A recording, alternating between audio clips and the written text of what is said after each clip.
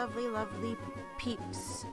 Welcome to the stream with me, Forte07, and more Pokemon Emerald, the game that we will eventually get through someday. I did not look at what day it was on the calendar. Shit. What is today? The 11th? I don't fucking know my days anymore. I'll load this up for a second real quick. Hold on.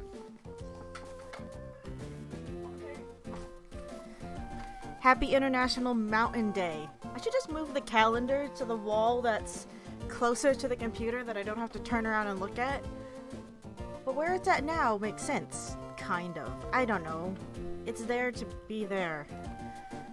Calendars are pointless in this day and age. We have phones. You just look at your phone.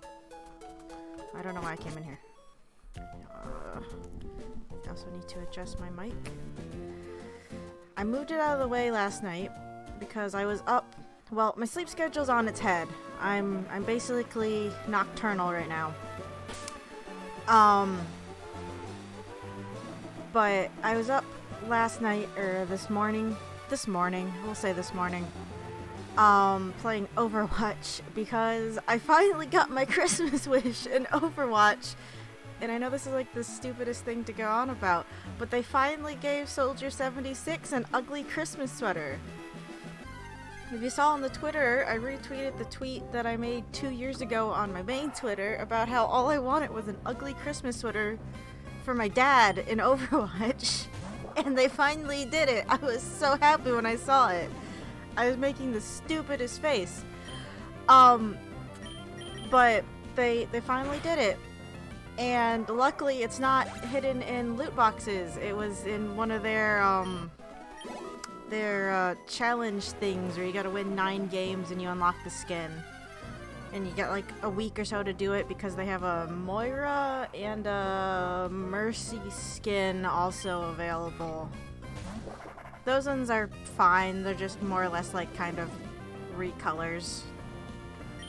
Nothing super interesting. I almost thought too about doing like a late night stream last night. Just booting up the stream at like 4 in the morning just to play Overwatch. Like, no. Because playing with people at 4 in the morning usually means you're not going to be playing with, you know, the most polite of people. Not that you can't get toxic people during the day. It's just there were some characters on there last night. It's like, yeah, that's about right for 4 in the morning Overwatch. But I got my skin and I was happy and all was good, I guess. But yeah, I don't know. I don't want to do just random streams, especially at 4 in the morning. It's just sometimes, especially when my sleep schedule on its head like this, like I'm gonna go play some games, and then I get sat here and I'm like lonely, and it's like, oh, this is what happens when you sleep all damn day and you're only active at night when everyone else is sleeping. Gets a little lonesome. I know I said that I wanted to move on to Winona, but I wanted Nimbus here leveled up a bit more to account for Altaria. Not that I really think it's going to be of much help, but its ice move would be 4 times effective against Altaria as well as Tropius. Yeah. I don't think Skarmory. No. Ice is weak to steel. Hello, Bofiab. Yes, the grinding and ranting continues. I might just go up to level 35 with Nimbus, so we're not here all damn day, because I want to move on. I don't want to be here anymore. Even though I know technically we could just skip Winona, but we need her badge eventually. Because her Altaria is only at level 33, but I'm pretty sure even at level 33, its stats greatly outrank those of a cast form. A change of scenery would be nice. Yes, no. That's one of my biggest gripes, I guess, about the Nuzlocke format. Well, okay, besides the fact that it's heavily dependent on the luck of the draw and whatever Pokemon you encounter first on a route, is to like compensate for the high risk that you're going in with. At least with me, I feel the need to over level. Now, when I play vanilla Pokemon games, as we kind of see in Shield, even though I've been slacking off, is I try and get just a little bit above the gym leader's Pokemon when I go in, just so you know, it's not a total struggle. But here it feels like I have to over level even more so, and it just takes fucking forever, because it's not like I can just let these Pokemon die while leveling. It's like I have to constantly run back and forth to the Pokemon Center to make sure no one dies, just through the merits of training. It makes me scared to do any extra trainer battles that I don't have to do. And it just fills me with anxiety. Hello, Twaz. Oh, also, Twaz, you may see. Right, announcement. This is kind of important. Again, I made this announcement last night at 4 in the morning, so no one saw it on the Twitter, if you follow it. But technically, I am a Twitch affiliate now. I've had VIP badges for a while, which is why you have that little symbol next to your name, Twaz. I'm assuming it shows up here on your end. If not, then I look like an idiot, like I'm just making up shit. But yeah, I was going through settings on my Twitch last night just randomly, and I saw that I had like an invitation to Twitch affiliate on my account, and I'm like, oh, okay, let's fill that out. At 4:30 in the morning. So that is a thing right now. I probably could have killed that Tropius, but I got nervous and I was not paying attention. Yes, I saw the emote options in the dashboard stuff. It's just I don't know what I'd want for my first emote. Again, I was doing this at 4 in the morning, and I was like, well, I don't know what's happening. The thing is I'm pretty sure I finished, like, all the achievements to Path to Affiliate a while ago. But I know it's, like, an invite thing, so I hadn't gotten the well, I don't know actually how long that invitation has been sitting where it was, because I didn't check all that often. I know at one point I was getting like an email about it, but whenever I clicked on it, my like email browser in my phone or something, I don't know, something was going on, and it was saying, oh, this message doesn't exist or something like that. And even when I went to go check it on my computer, I couldn't find it, so I just kind of forgot about it.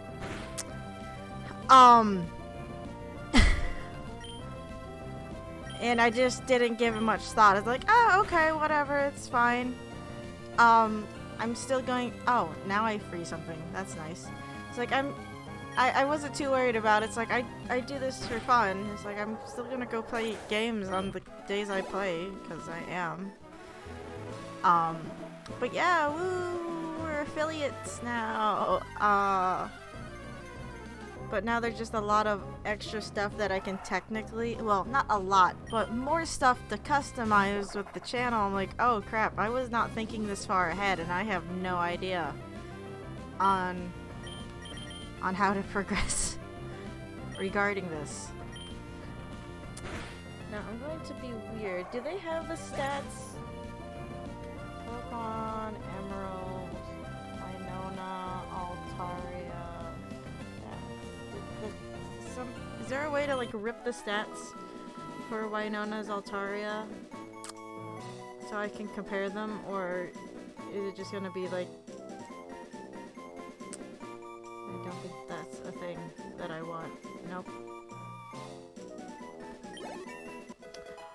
Oh my god. You know how I was complaining about fucking Getsus having an underleveled evolved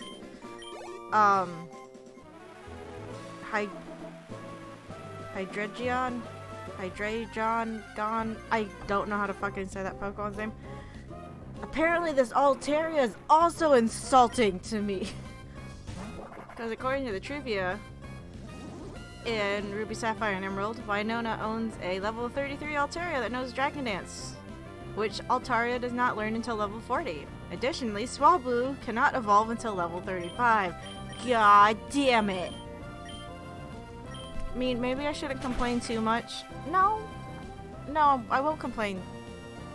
No, I will complain. I mean, I was gonna say, well, the wild area in Pokemon Sword and Shield lets you catch, you know, evolutions. I just caught a Gallade and a Gardevoir the other night on Sword, just wandering around the wild area, but they're usually around level 50, 60, so that makes a bit more sense.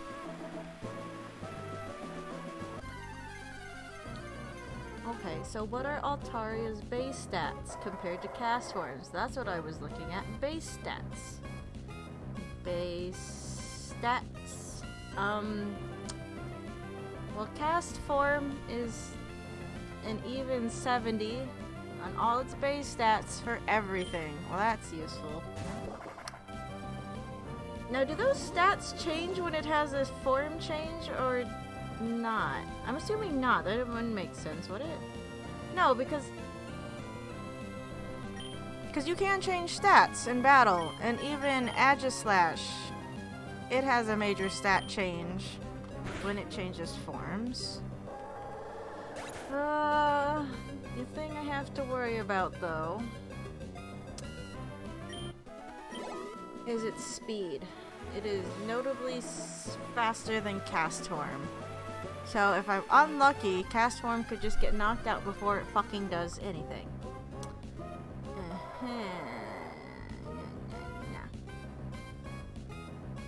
Special defense is also really high. What are ice moves considered? Are ice moves considered special? Prior to changes in Generation 4, all damaging ice-type moves are special, but they may now also be physical depending on the attack. Okay. That's kind of a problem, but maybe not when it comes to type effectiveness.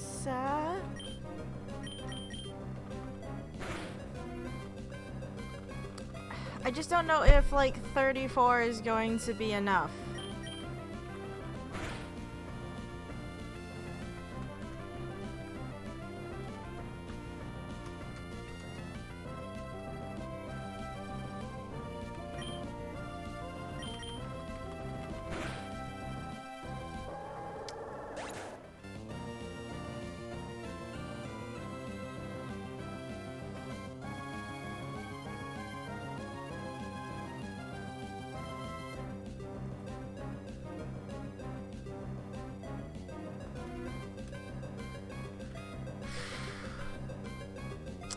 Unfortunately, a stat calculator to try and even, you know, eyeball what the Altaria stats aren't gonna help, because I'm assuming the stat calculator isn't even for Generation 3. I need Generation 3.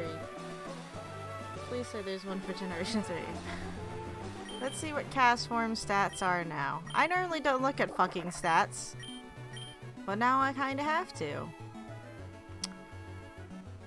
Its special attack is also shit.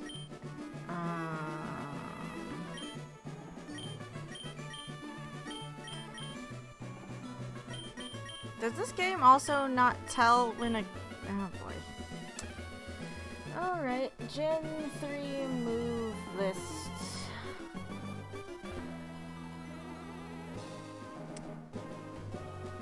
Enemy Pokemon natures aren't static, pretty sure, so you won't always know their exact stats. No, I assume as much. It's just, if I could get a ballpark, but even then a ballpark, because, I mean, gym leaders, it's not like they IV train or anything, right?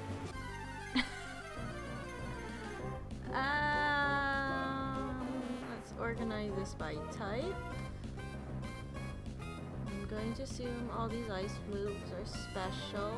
No, they are not. Wait, is this a Gen 3 list, or am I looking at not a Gen 3 list? It's not a Gen 3 list. It's just a generic list of moves! Castform's stats are shit. Well, they're middling, like you said, but I'm still worried. I don't know if level 35 is gonna be enough, but I don't want to go all the way to fucking 40. It's gonna take forever. And I don't wanna. That's not how this works.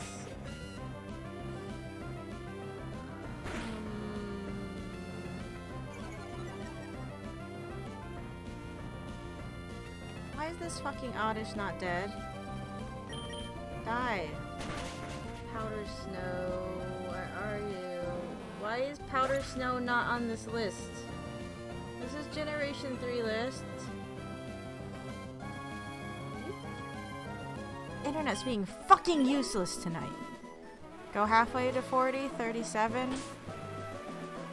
I mean, that might work. I'm just being picky because when I level, I like to go in increments of 5. Again, it's one of those minor, not really OCD things with me.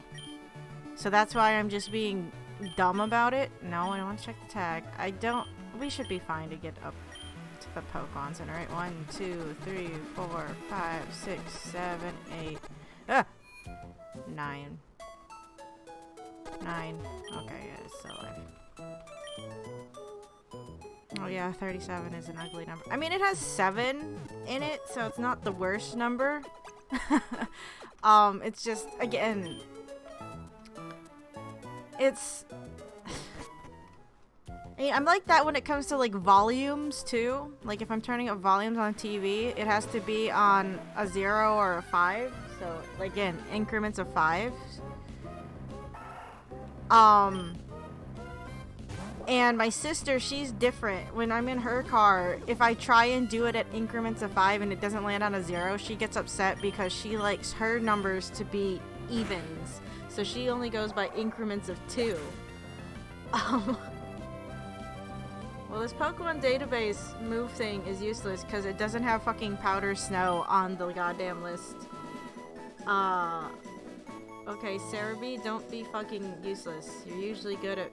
There you go, Cerebi. Why are these... Did physical and special attacks not... Was that not a thing in this game? Why am I not able to find... I mean, yeah, I'm overdoing it with trying to figure out if my cast form will survive or not. Normally I wouldn't care, but this is a Nuzlocke, so I have to care. And again, I don't think I could set up 3 X attacks on cast form. We just got lucky with slacking, and that was just dumb. Powder Snow, it's a special attack. Wait, Generation 3. Why didn't I just go fucking look on Cerebi? I mean on Bulbapedia. I'm a moron, I'm sorry.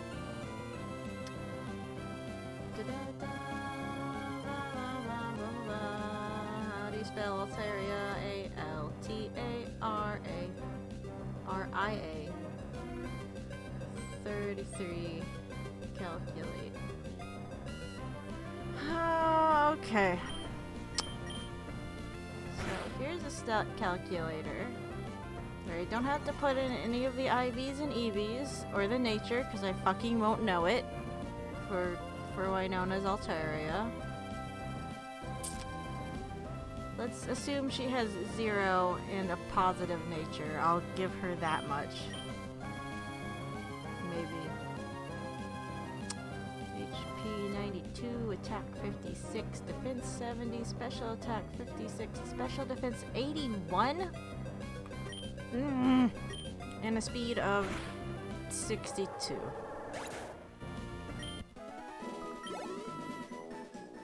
Pre-Gen 4 types as a whole are assigned as physical or special, not on a by move basis. I'll add the piece SS split if you really want it. No, it's no big deal. I'm just spoiled by like the later games where they actually tell you what they are and you can, you know, read what they are, but I mean if it's just by type it doesn't matter.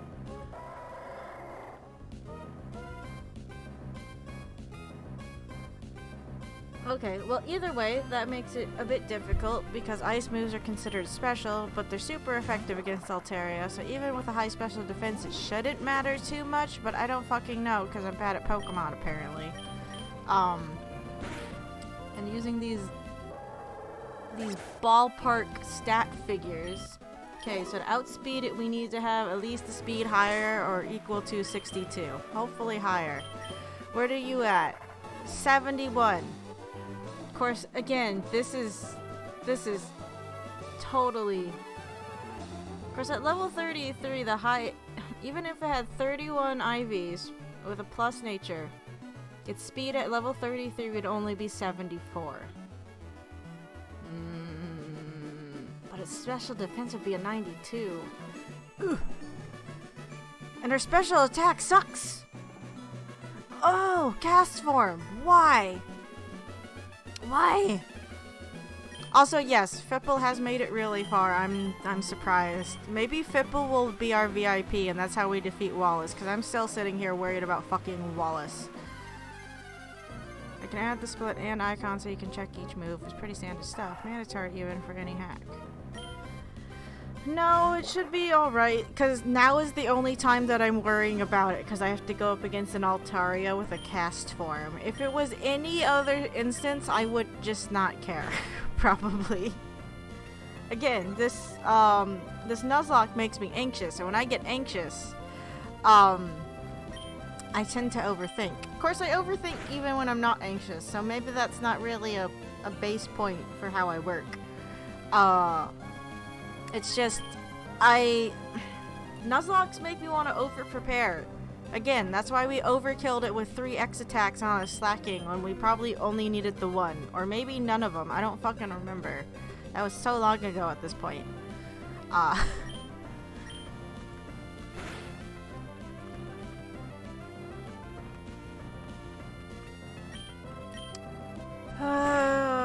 mean... We're 2 levels above Altaria. It's just our special attack is so bad. So bad.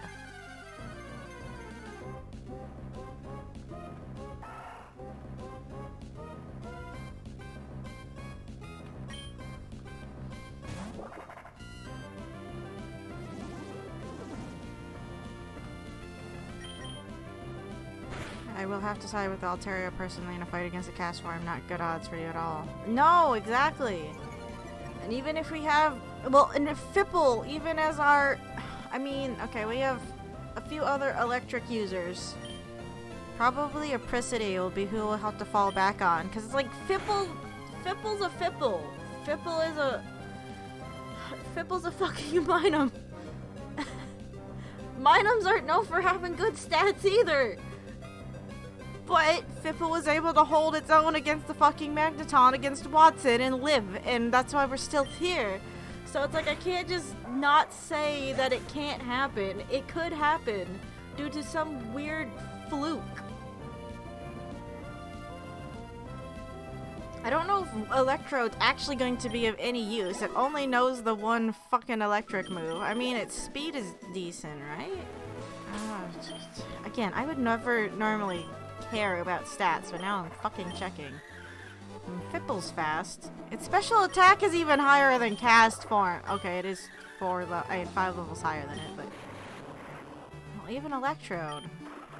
Also a speedy boy.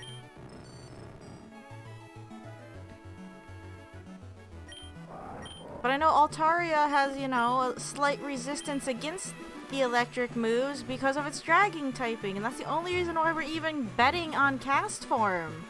But I feel like he's just going to die. And I don't know if that's really, like...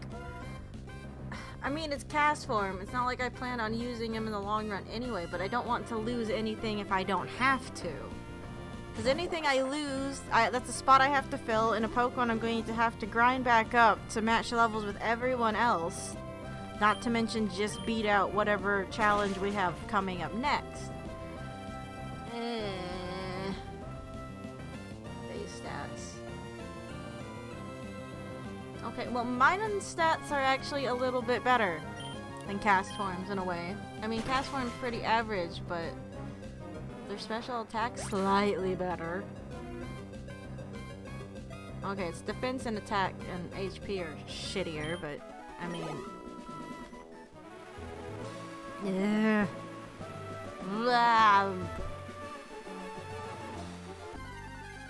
We gotta cheer for Nimbus. Go, Nimbus, go.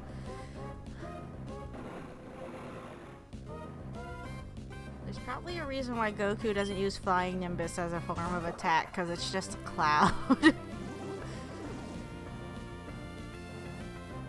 You can skip town and head to Lily Cove, where I think you can buy Poké steroids.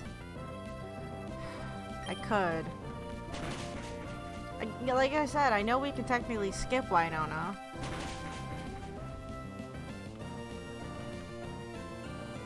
If anything, we could maybe level up Nimbus on the way down to Lily Cove and back. But the problem with that is it would take out any trainers that we could use for leveling after the gym, which is a bit annoying. Route 120? What are the trainers like on Route 120?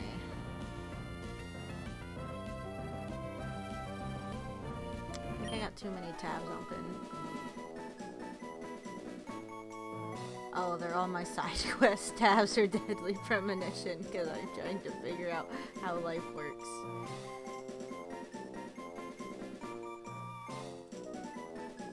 I'm pretty sure too the discussion I started on Steam is gonna give me jack shit of an answer, which fine, I guess. Route 120. Oh, but while we're sitting here figuring out what to do, I guess we'll have to figure out some special way of celebrating affiliate or something. Again, I wasn't thinking that far ahead, and I don't have any ideas. The problem with that, though, is that there would be a rival battle in the way of pumping your oh god, right.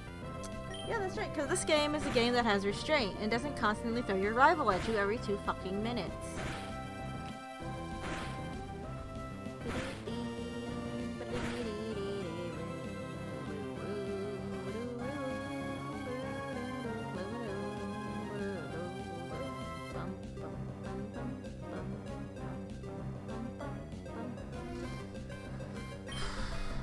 And again, it's like I don't really, I mean, considering that all the trainers on Route 120 are still around the same levels as the Pokemon here. Granted, we'll get more XP just because of them being trainer Pokemon. It's like, I don't know if I really want to blow those trainer battles right now.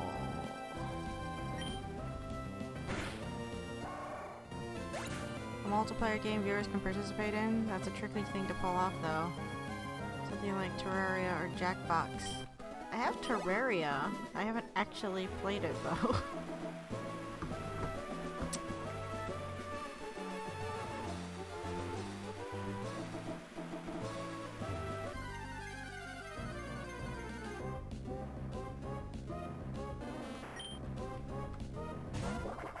I saw something for Don't Starve Together earlier, and I was thinking of that game. Because that game's a lot more fun to play when you have another person playing with you, because that way you can, you know, delegate tasks to different people. It's kind of like, you know, playing Stardew Valley with multiple people.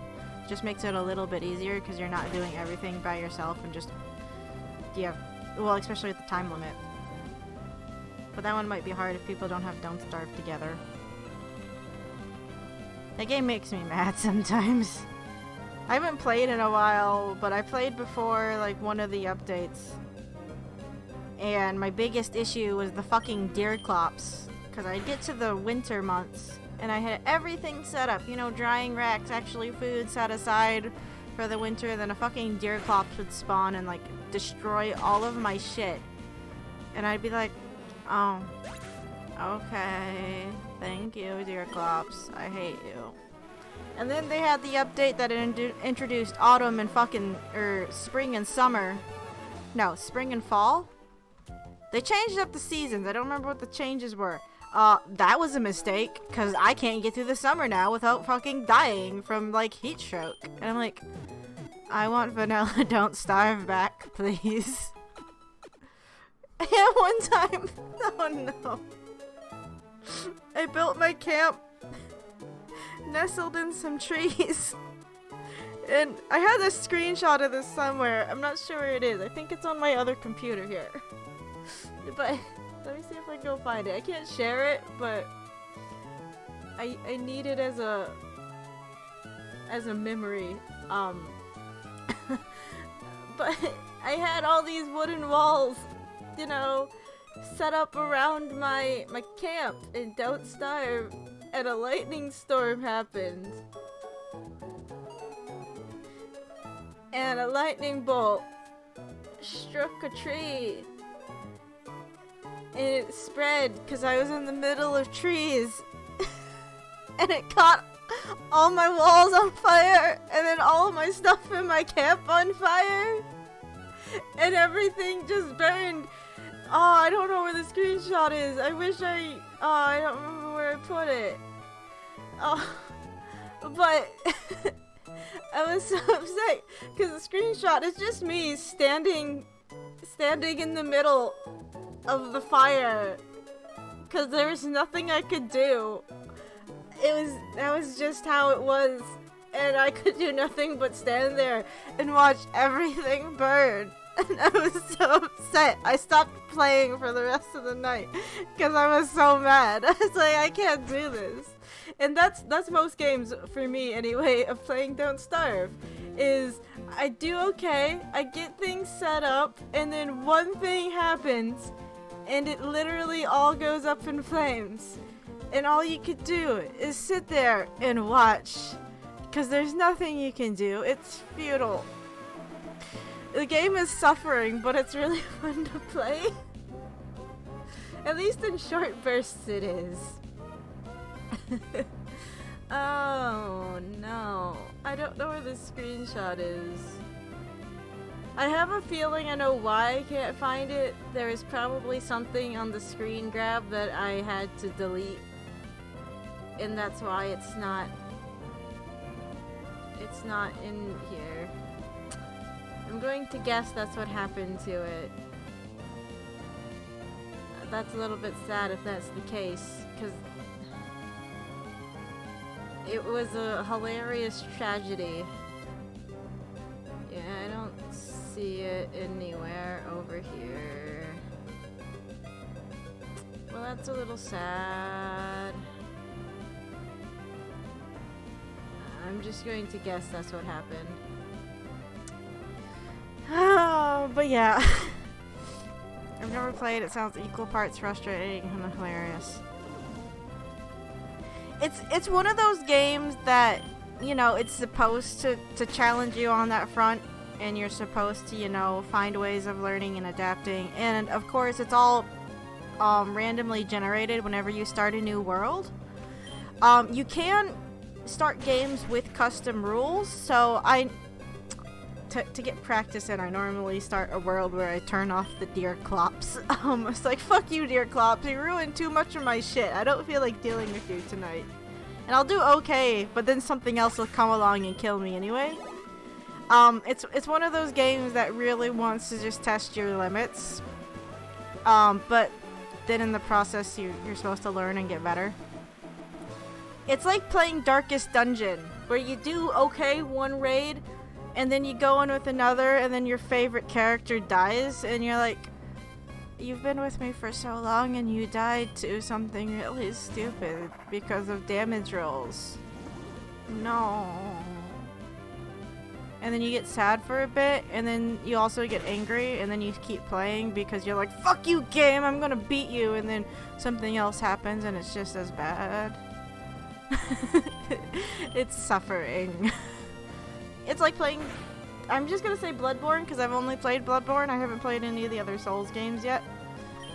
But it's like Bloodborne. It's like you keep getting punched in the face, but eventually, like, no. It's what is the word I'm thinking of? What is the word I'm thinking of? Oh, you just keep playing out of spite. Like, you don't rage quit, you rage play, because you're like, fuck you, game. You don't get to beat me this time. Okay, I have a potential idea to help the Altaria encounter run a lot more smoothly. You can technically get the TM for Ice Beam right now. Can you?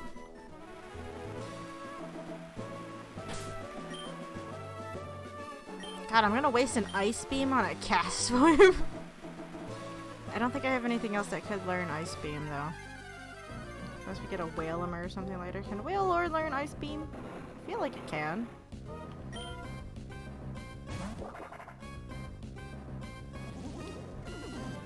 Dang it, I'm legitimately sad though. I can't find that screen grab. Fuck.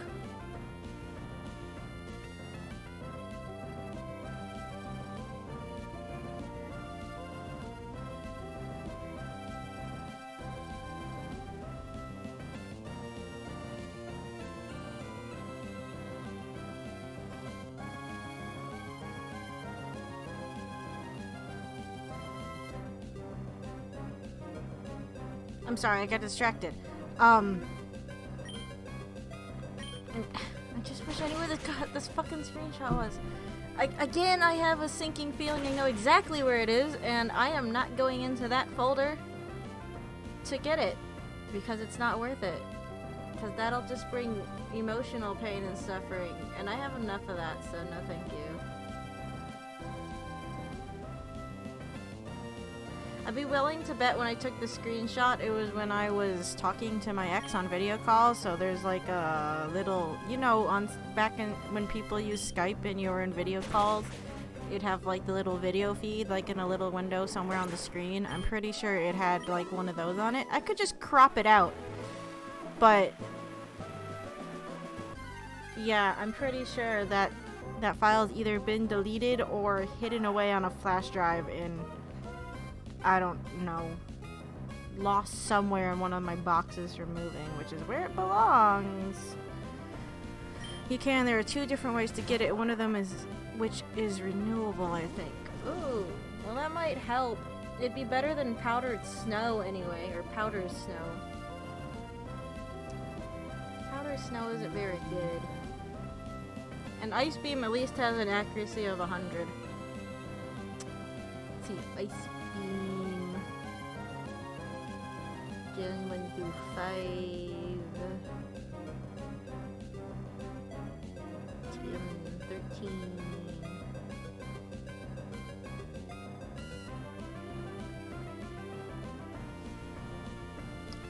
Ah, the Mauville Game Corner. You can get one for 400 coins.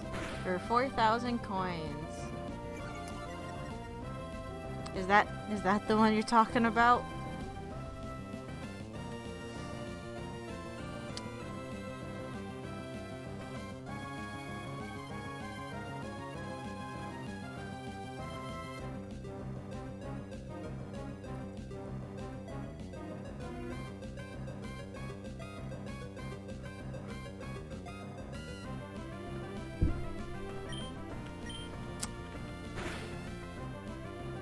The only problem with that is I don't know how many coins I have in general. I mean, I guess we could just buy a shit ton, but that just seems like a waste of money. But playing the slot machines legitimately is just a waste of time. And if I did it that way, it'd be trading one form of grinding for another form of grinding. But it would still be better to have Ice Beam, probably. Just below 40k on coins to get enough for the TM, unless you want to go on a trip for option 2. Option 2... I saw it. The abandoned ship. Can you get to the abandoned ship? Oh, you technically can.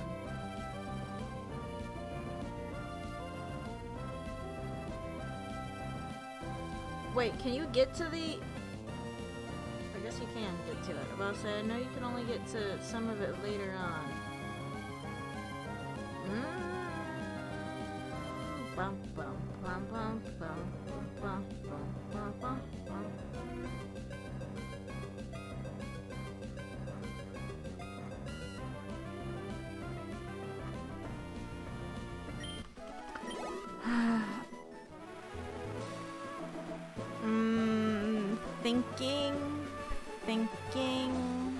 Thinking. How much money do we have? Well, we have 75,000. It's not like I'm buying too much stuff, but if there's battle items or something I want later. Not that I'm gonna be buying that much in battle items. Oh, there's a thing over there. I didn't go get it. If anything, going down to the abandoned ship, we could at least get some training in along the way. Not saying that we can't get training done. I mean, after we go get the TM, but part of me doesn't want to waste that much money. But there aren't slot machines. An RSC, last I checked. Again, I barely used the game corner. Let's go check the game corner. I see slot machines on Bulbapedia. I think there's slot machines. There's also roulette. I think. Yeah, they had roulette. I remember playing a lot of roulette in the game corner when I was little because I thought it was fun. Well, let's go down to Mauville. Unfortunately, though, we don't have Fly unlocked because we have to beat Winona to do that. I wanted to beat Winona tonight! Well, I mean, if we're fast about it, maybe we can still do that. If I stop getting distracted about Don't Starve. Maybe we'll do a one-off day of playing Don't Starve sometime in the future. I think it's a fun game. It's very frustrating, but it's like when you get into the swing of things, it's kind of fun. And I think it's like Spelunky too, where it's like oh god damn it. Oh Farte, hi there, this is Anna. Listen, you have to hear this. I had a Pokemon battle earlier, but I lost at the last second. Oh, it burns me up. Goodbye to you too. What did I say? Oh, Don't Starve. But yeah, it's like one of those games where like it's frustrating, but sometimes you'll get into that groove where it's like one more round. I want to see how much farther I can go in one more round. Because in Don't Starve, you can technically progress to like different areas if you complete certain objectives in the one. It's just I'm not very good, so that never happens. Getting into roulette at a young age, huh? Uh-oh, at least it didn't stick. Oh shit, I didn't move the notification box or the follow. Thank you, by the way, the lady of hot sauce, for the follow. If you guys saw it, I have a placeholder animation in for the follow notification. I mentioned the other day that I got Clip Paint Studio, whatever, drawing program that I can also animate in, and I've been doing a short little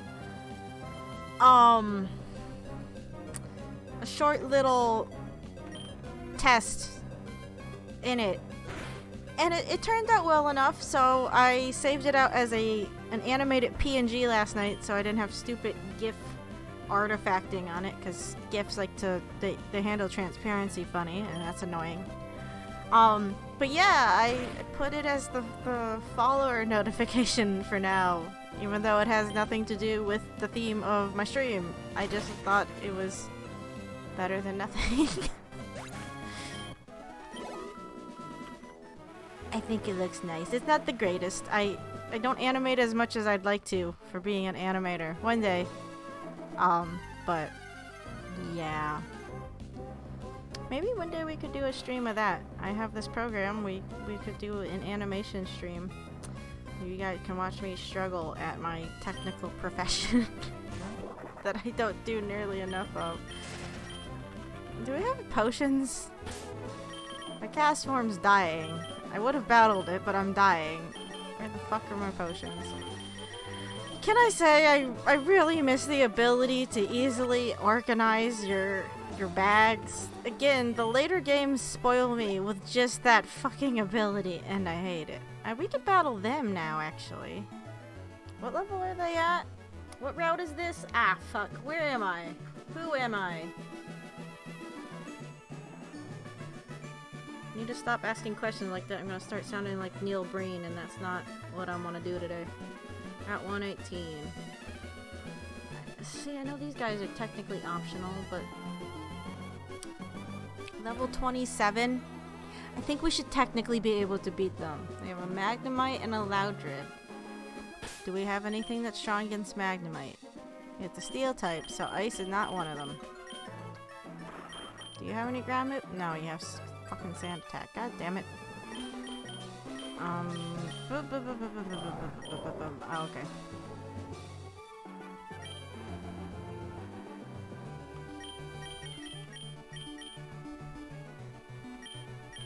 I'll put you there. And you there. Oh, I can get the amulet cord. Am I going all the way back home? We're already going on a field trip. Why not? It'll make things easier. Oop. Can you show us how much stronger you become? You have a Q interview. That's what she said. Sorry, I didn't read the thing. I think you should make a chibi version of yourself or something that reacts to the follow. I've been meaning to. I actually used to have a little bobbing head that was there, but it was very old and it was from the emotes that I made from the Let's Play videos. And again, it has annoying GIF artifacting, so I want to go back in and make something more,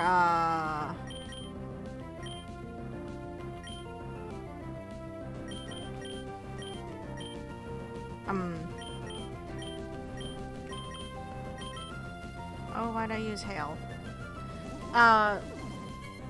Something more updated for it.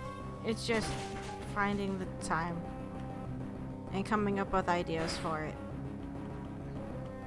Like I said, the one that's there right now is kind of a placeholder because I did it recently and I liked it, so I was like, I'll just put that there.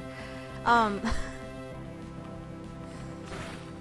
know that's a silly reason to do anything, but that's where we're sitting.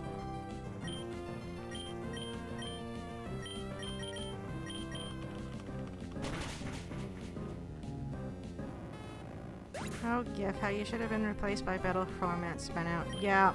Well, like I said, I was having issues. I spent more time than I should have last night just messing with it. Because I had a PNG sequence, so Clip Studio Paint doesn't save out transparent GIFs.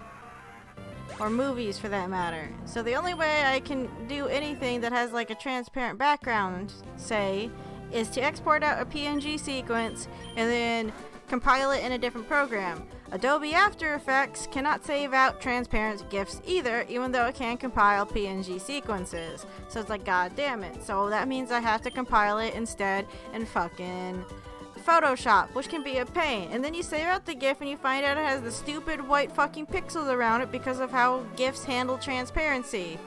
And it's like, oh, great. So, like I said, I ended up getting, it's an animated PNG.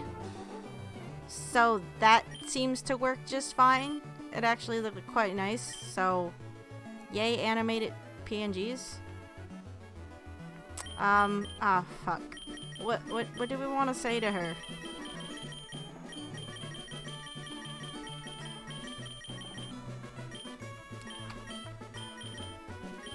Oop. I want something dumb.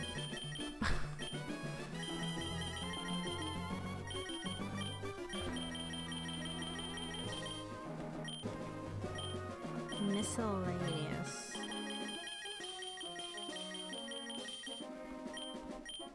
I actually hate doing these. Why did I battle them? Greetings? You don't... Why are these aren't... Some of these aren't greetings?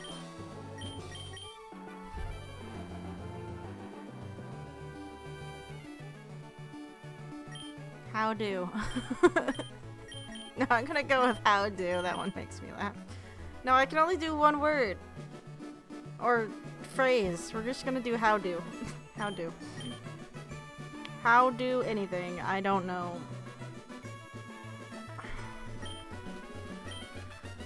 There's a chance it'll be on TV. No, I don't.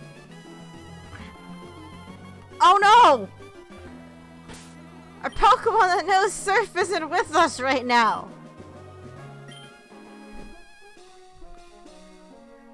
Fuck! No!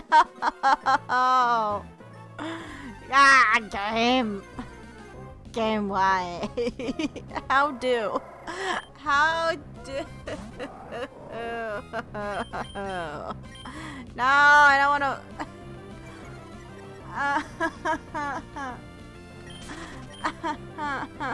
No, I got... I didn't think about it. Fucking Pokemon Sword and Shield spoiled me. They just give you a bike that fucking rides on the goddamn water. Ah, no.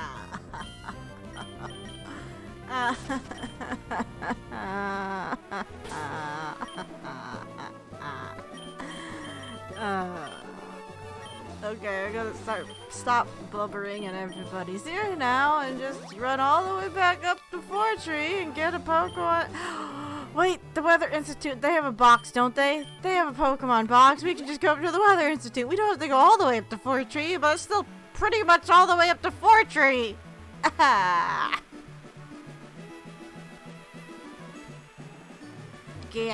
damn it. Oop, that's not what I wanted to press. And of course we have the mock bike, which doesn't seem to like to work on the simulator very well, at least when it comes to turning. There seems to be a slight delay, but that could just be me. Just vroom. Which makes me worried about how we're gonna do Sky Tower later, because I'm pretty sure you have to do that for Sky Tower, and you kinda have to do Sky Tower. PC! Also, hooray for being the one person on the planet to use an animated PNG. There are two different standards that never became relevant.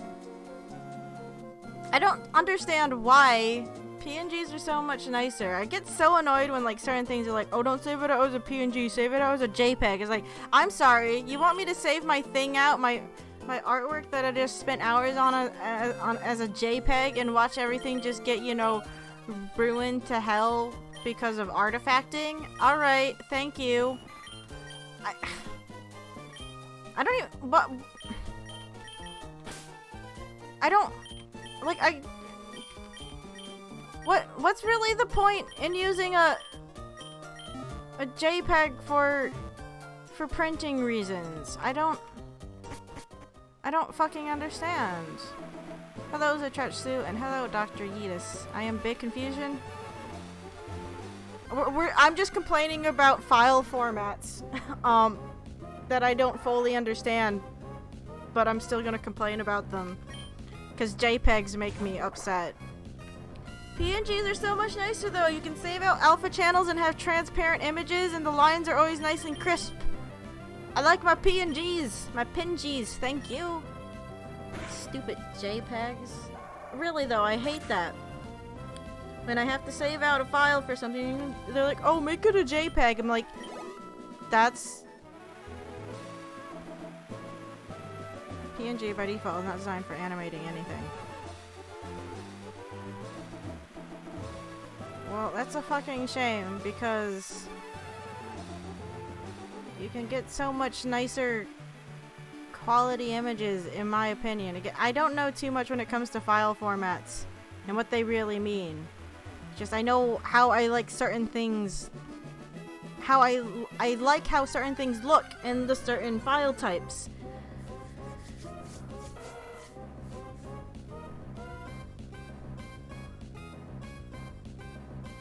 I'm one of those people who only learned the difference between PNG and JPEG recently, and my graphic design sales suddenly increased by 400. I don't really know what the difference is between them. I just know JPEGs like to fucking artifact things and blur everything, and it makes me upset, okay? You think I would know the difference between it, but I don't. I can look at the difference between PNG and JPEG. This is a learning channel.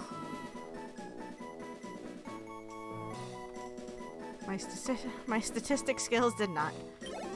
Don't worry, I don't have anything in terms of skill for statistics.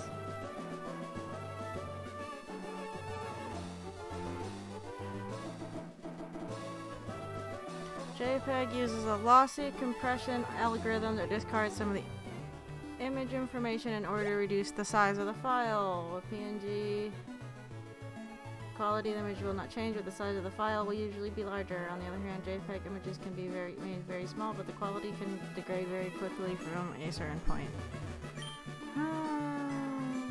JPEG is widely used, and rightfully so, in photos. This is because photos tend to have smooth transition between colors and tones.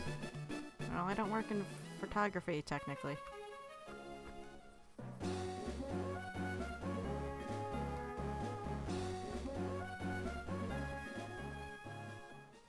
Also because photos tend to have smooth, JP also provides excellent compression with little or no loss in the perceived image quality, reducing the size to a tenth the size you get if you use a lossless compression like PNG does. I mean, sure, but I don't work in photos, so it's more noticeable for me. Well, I mean, if you zoom in, it's gonna be... I don't even have a coin case! Shit, where do you get the coin case? I didn't get it because I didn't care. Fucking god damn it.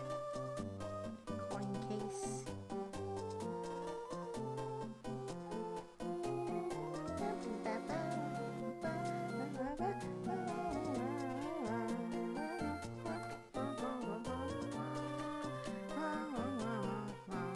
I don't actually know where to get the coin case at anymore because I don't care about it half the time.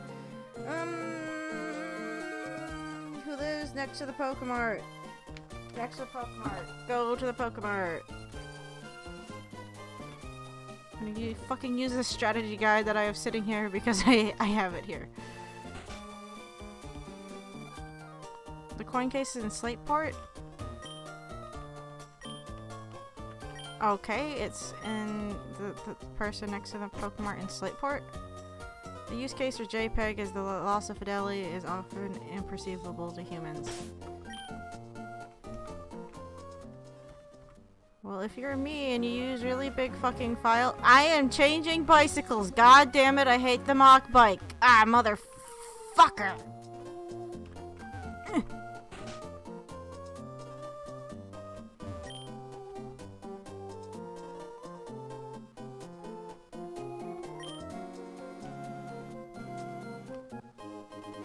I just don't like JPEGs because I work in like usually really large file sizes, and then when I save it out, and then I like to zoom in on things, and then I'll notice, and then I get upset. I'm like, what the fuck did this JPEG do to my thing? I'm insanely upset. Where's my PNG? And then I just save everything out as PNGs. Oh, you need to get the Harbor Mail and Slateport to give to the woman in mall. Oh my Jesus Christ. Okay.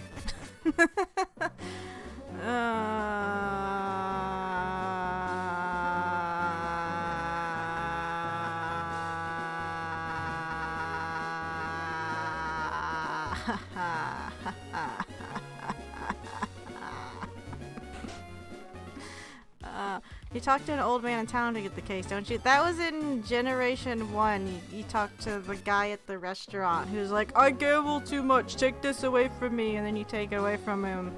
And instead, you, a 10-year-old child, go and, you know...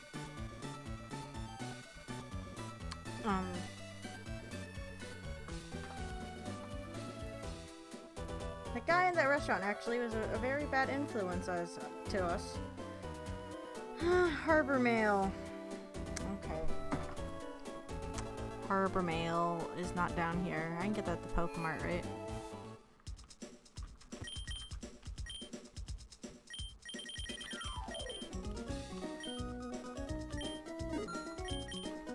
Okay, so we have 0 coins because we didn't even have a coin case to carry any coins anyway.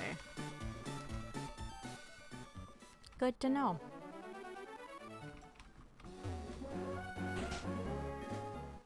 With PNG, it is mostly used in creating or altering images like cartoons and other non-realistic images. Yes. God damn it. I'm just saying, I like animated PNGs because it means I don't get annoying GIF artifacting when I want, you know, GIFs that don't have fucking white outlines on them because I want them to be transparent. Because I like that kind of stuff. Yes, for your use, PNG is better due to being lossless. Key is in the name. Well, see, and that's why it makes it annoying, because most of the time when I'm, like, putting together a thing, it's for, like, a zine or whatever. It's... I mean, I guess I get it. Some people don't always draw, you know, more cartoony formats. Why did I come in here? But it's like a lot of the things that I'm taking part in, it's very similar, so I don't know why they keep asking. I mean, maybe it's just the file size. It's just... I don't know, it makes me upset. I just like how nice my PNGs look. I don't work in photography. I don't have to worry about shit like that. Yeah, harbor mail. Yes, take it. Yes. Thank you. Thank you for supporting child gambling. Not gambling for children, but letting children gamble. Underage gambling? Oh, something like that. Make a joke out of it. Okay, give me free stuff. Yes. Didn't need to get that from you. Up to 3 coins. And yeah, I liked the roulette when I was a kid, but it doesn't take... When it comes to actual gambling, like going to casinos, I can't get into it. I see it as pointless, and I just get frustrated. And every time my dad goes down there, it's like, I just watch him throw money at the machines. And I get it, it's his money, but... Sheesh. I don't know. Again, it's like when I go to Dave and Buster's. I can't see the point of it. And I can't. Neat. How many coins did you give me? Let's see. Oh, 20. Yay. You're also able to dictate the quality of a JPEG. It's impossible for them to look good.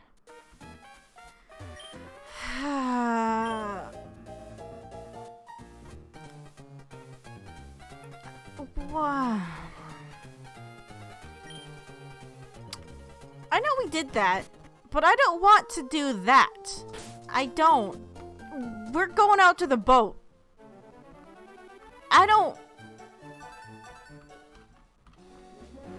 We're going to the boat. I don't want to do that. I don't want to just throw money for 50 coins of... Oh god, that exchange rate is... I know it's bad, but...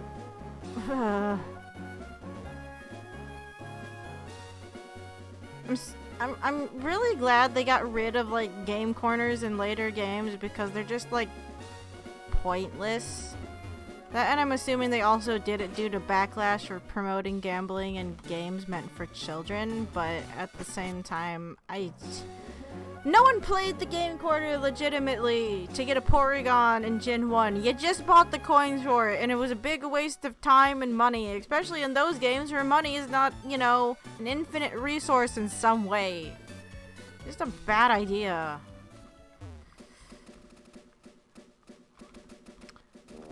Okay, now I know we could go to the boat from here. I'm pretty sure we can go to the boat from here. Or do you have to go to do for it? Or is it either... Oh, Mr. Briny isn't here anymore, is he? Because I can surf by myself. But say, I'm just gonna have him.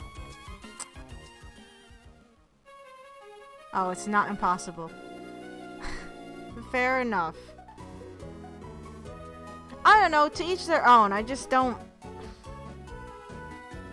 I'm a PNG person. Hiya, look at my chiseled abs. This is what you call cut. Oh boy.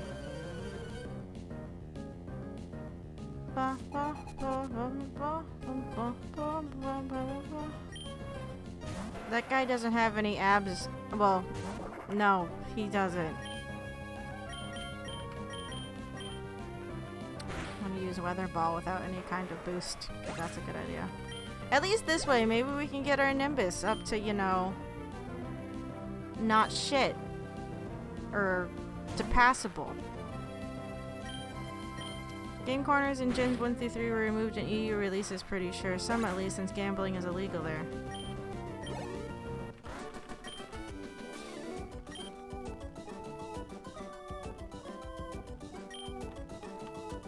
I understand, like, you know, pachinko machines and all that stuff are big over in Japan, but I don't... And that's why they're probably just included in here for... just because, but it's like they're also just... Again, I never really did anything with them. If I did, it was because maybe I wanted, like, something in particular, but I was actually one of those people that would waste... Sometimes... I know I just said that no one played the game corner legitimately. At least in Gen 1 I didn't, but I know in this generation, like I said, I played a lot more of the roulette tables than any other time they had a game corner. I don't know, I guess the roulette table was just kind of fun to watch. If there's any kind of casino game I do like, it is roulette. But it's not like I'd actually go play it and expect to get anything out of it.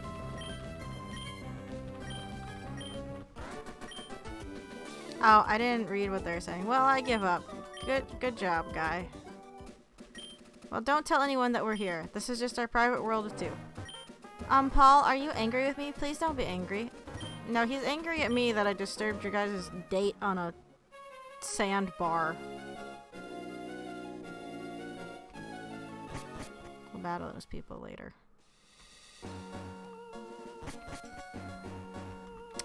Okay.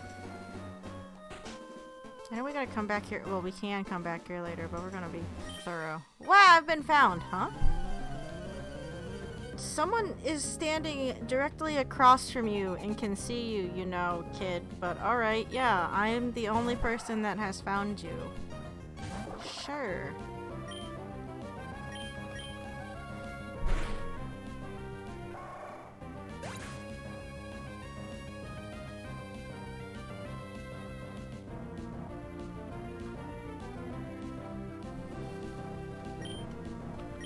But when it comes to file types, like I said, I like my PNGs. And animated PNGs are nice because it doesn't have GIF artifacting. And GIF artifacting makes me sad. And I'm not gonna say GIF because it's not a peanut butter. I just don't like, you know, artifacting. I don't want white pixels around the edges of my things. They make me sad. Unless I put them there, which I did not put them there. So by that sense, they are inexcusable and I don't like them. And they have no business being on my image. Oh, you're not my mom. You're hiding from your mother.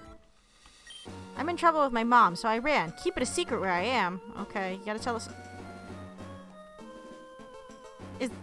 Is this kid stupid? Is that your mother right there? Is that your mother right there staring at you? Please. Please. Enlighten me. Is that your mother? Children. What on earth would compel you to come here? You must be curious. Why are you here? Do you live here? No, this is a beauty. This can't be the kid's mom. Is that... No, what?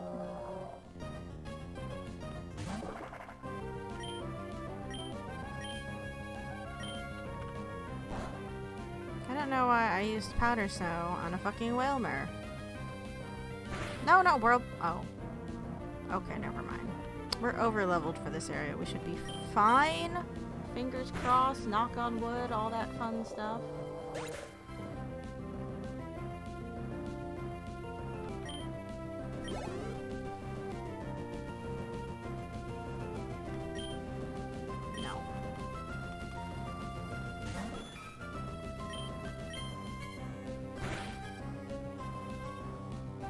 The debate of how to pronounce GIF. The creator of the format is in favor of the latter pronunciation, the peanut butter one, if I recall, though I think the city of Portland, Oregon voted to pronounce it the way you prefer. Hello, Brazen. Yeah, I know that the creator says it's GIF, but no. I refuse.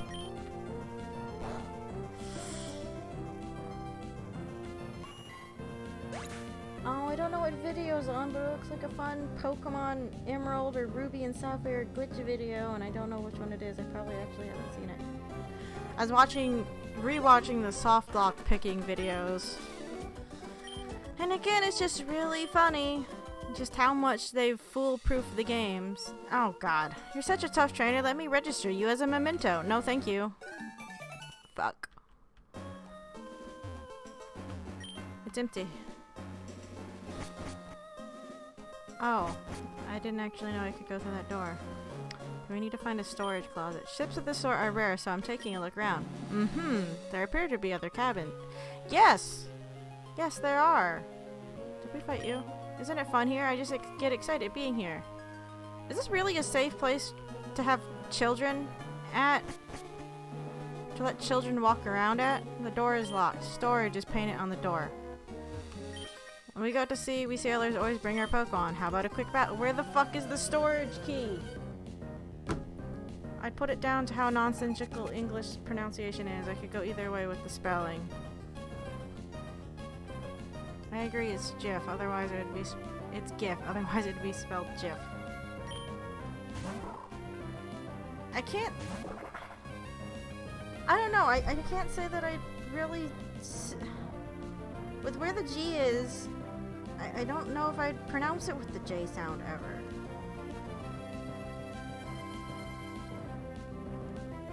Do they even have a map for the fucking abandoned ship in this book? I'm assuming they do. Is it in post-game shit? At least this book has a fucking Pokedex for it. Of course, this book was made before they started chopping that bit off. Okay, there we go. The subquests.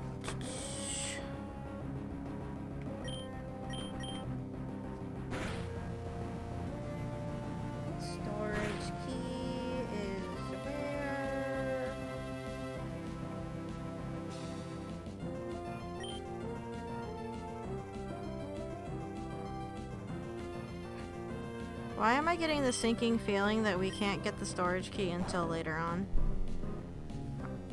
You're really questioning the merits of how safe children could be on an abandoned ship when they have magical animals? I mean, true, but... still...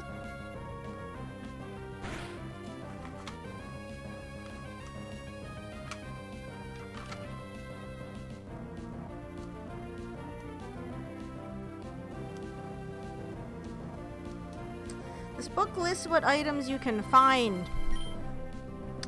in this ship, but it does not... No, don't kill me! No!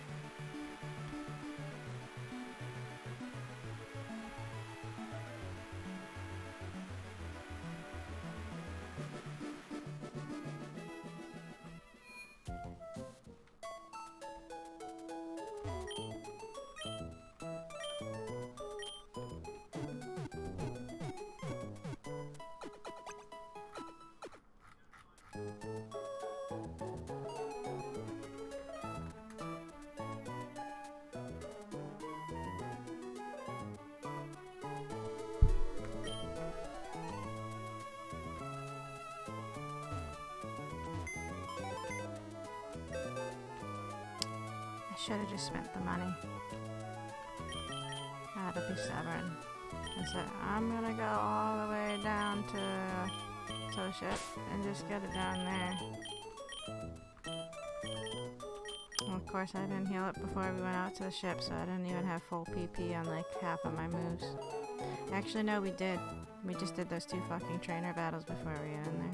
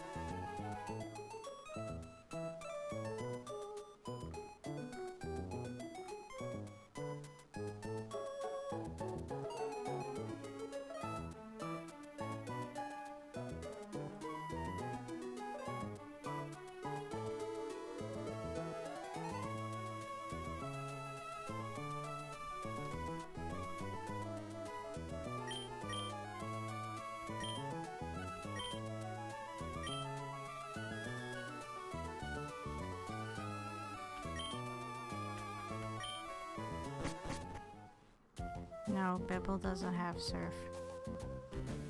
We got Bibble after we got Elo Pool 2. That's why Elo Pool 2 has Surf. I guess we could technically teach it Surf.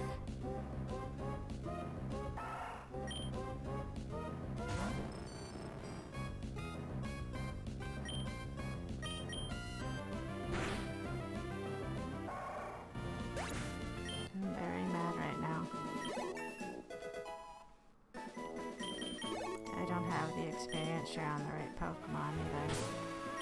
Yay. Give me that, please. Thank you.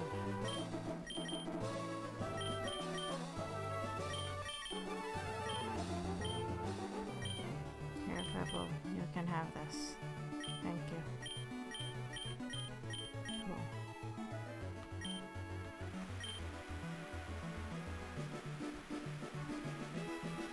I wasn't expecting to use Bibble.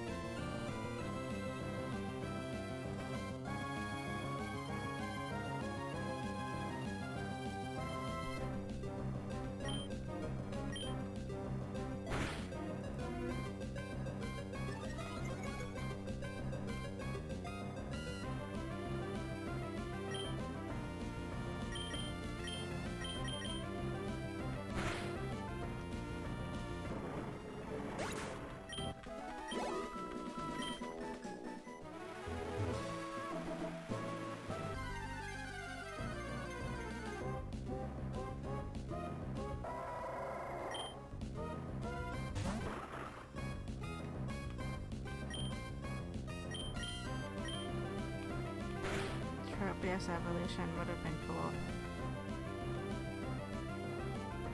I feel very numb right now. I'm very angry.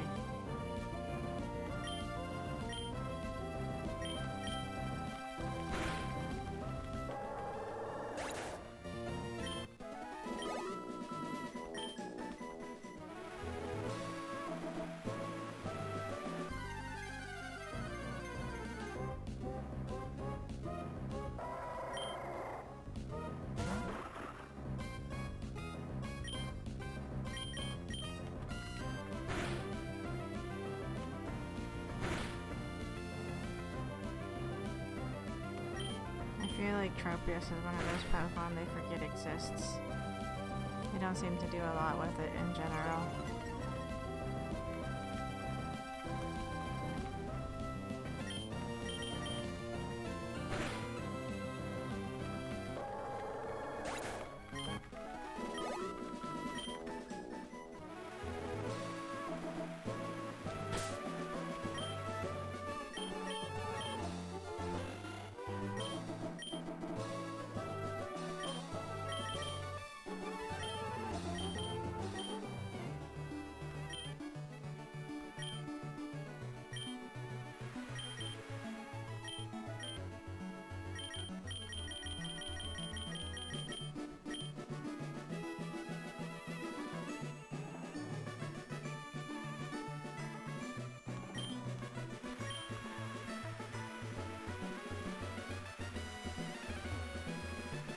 don't know if I want to teach Bibble Surf.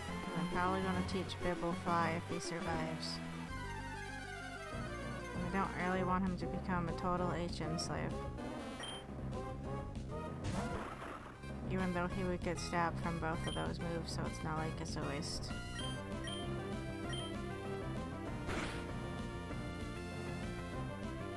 No, fuck you, Oddish.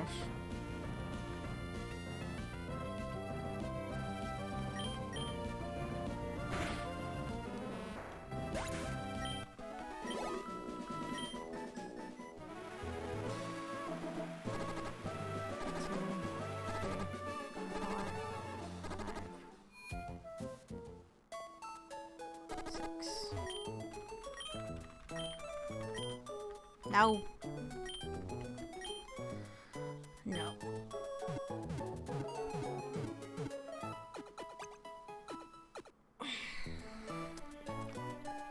So, how's everyone else doing tonight? Is everyone else doing good? I hope so.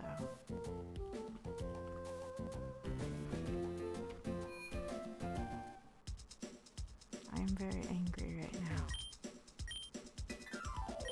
Not at you guys, and myself, and this game.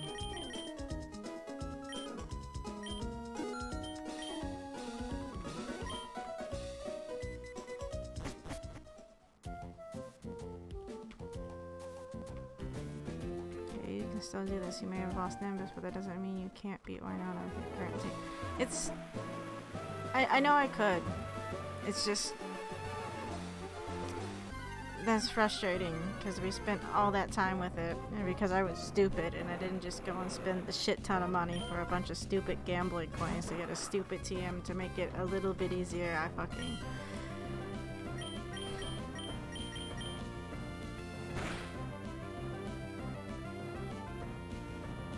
The Forte Wednesday show is so boring.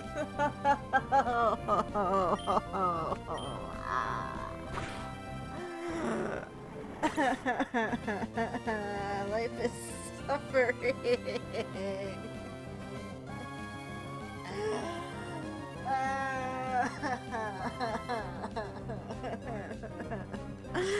Yeah, it's a good thing I don't have a webcam, because aside from hearing me cry on stream, you would just see me blubbering all over the place.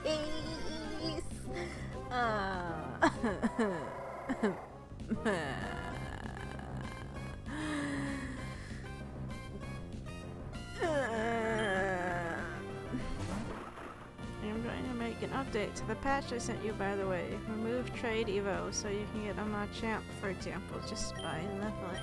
You can do that? That's a thing?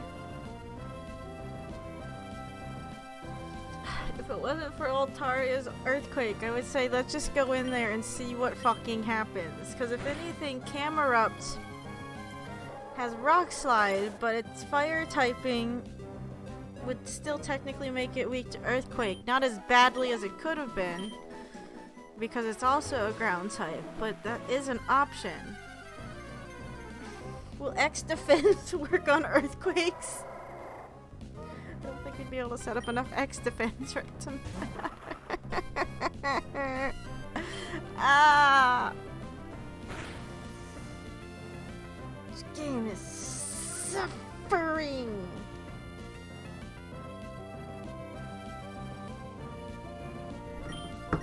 Suffering.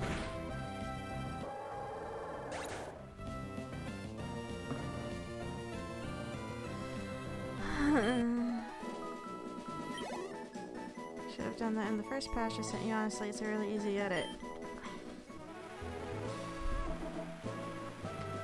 Hey, it's okay.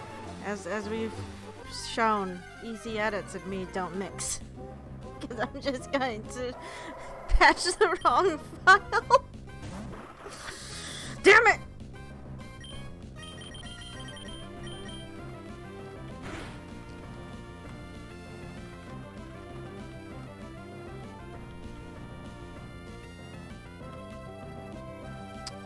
I want to ask, I mean, I could ask closer to the date. Because it would actually be coming out next Friday. So, So you guys gonna go see Star Wars? The Star Wars is? Or are you gonna go see Cats? On the 20th? Cats. I forgot about Cats. And someone was talking about movie releases and they brought up Cats. I'm like, oh my fucking god, I forgot that's coming out. Cats more like craps. It is. I know we've talked about Cats before on here. I don't know where it went. But it's like the other day, my sister and I actually found the musical recording. She had a copy of this on VHS back in the day, but we found it on DVD, and it's like, it's just so much more appealing.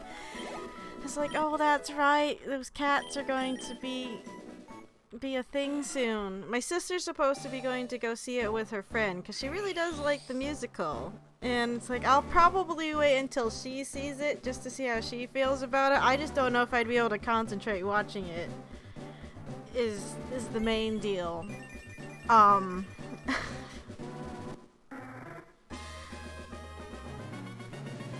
Something just seems funny about both Star Wars and Cats coming out on the same day, and I'm not sure what I mean by that. It just, like, okay, I'm going to see Star Wars closer to Christmas. Not really looking forward to it, but that's a given with what Disney has done to the property. That's kind of how I feel. Again, I'm not a big fan of The Last Jedi, and I'm not a 40-year-old man baby that lives in his mother's basement and is hung up about nostalgia. I remember walking out of The Last Jedi and just feeling like confused. It's like, I didn't like it. And then you see all these articles saying if you didn't like it, you're just an angry man baby from the 80s that lives with their mom. It's like, but I'm not. I just didn't like it. And again, a movie looking pretty is not a free pass to being a good movie. I think my sister and I are supposed to be going opening night. I don't know when she's actually going to go see Cats, though. I thought she said on opening night, too. It's just, I'm probably going in, I think I've said this before, but I'm probably, fucking goddammit. Hello, Fortes, Lola. I challenged someone else after we battled. I came close, but I ended up losing. Oh, well. Well, you gotta stop playing the game now, Lola. Stop calling me. But I'm probably going to go into Rise of Skywalker with a list of leaks just to play, like, Star Wars leaked content bingo with myself. I care kinda, like, so little for, like, episode 9 that I don't mind watching alleged leak videos for the plot of it. I'm not gonna bring up any of them here, in case you don't want spoilers. That's fine. But I am probably going to put together a list of the leaks and just, go down the list and check them off as they happen. Just for funsies. I don't know. I will admit some of those channels that do nothing but, like, Star Wars coverage, especially those ones that are very anti-Disney Star Wars, are very, very hostile, and I know they don't like being called that, and they're gonna say, like, I'm some kind of, like, feminist, not, like, SJW kind of thing. But it's like, they're always, like, coming up with, like, these abrasive, like, nicknames. Like calling J.J. Abrams Jar Jar Abrams. I'm like, okay, is that really necessary? You can say that you don't like the direction they're taking and stuff without necessarily attacking them in this manner. It's like, by doing that, that's why people think that you guys are just nothing but, hate-filled, vitriolic, nostalgia, craving, babies. It's like, maybe don't give weird names to the things you don't like just to bring them down, because that's kind of childish to do. It's like, you watch so many of these videos, you're like, yeah, it's all Jar Jar Abram and Ruin Johnson's fault, and Rise of Skywalker is going to be even worse than The Last Jedi, and it's like, is it necessary to come up with these names? I just don't get it. Again, it comes off as childish. It's like, you can criticize things without doing that.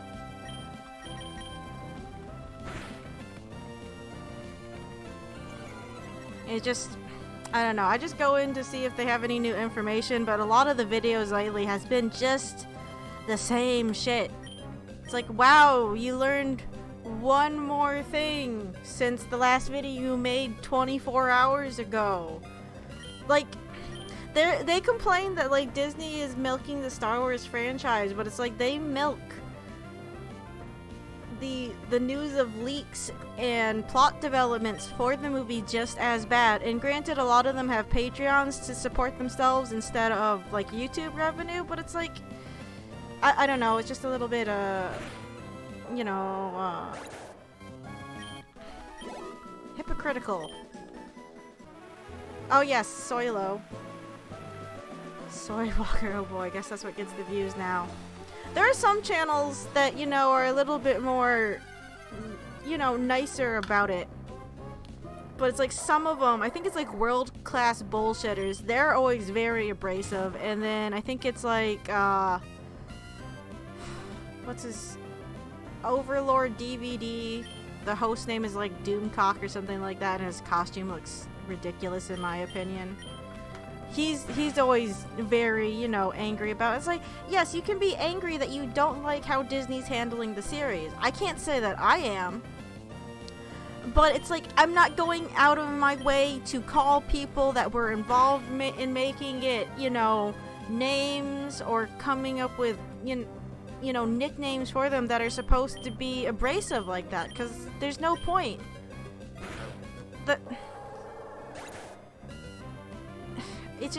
It's stupid.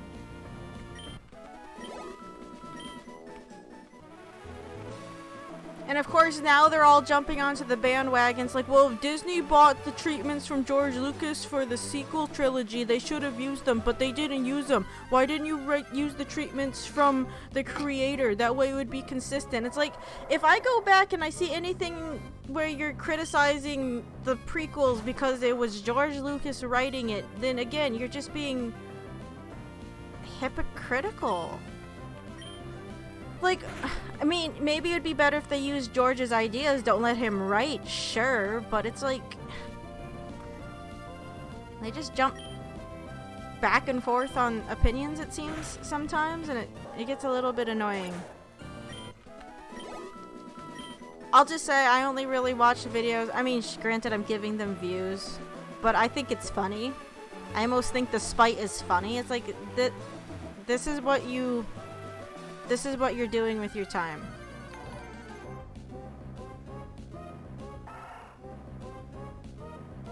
Thank you. Call me Krillin for the follow.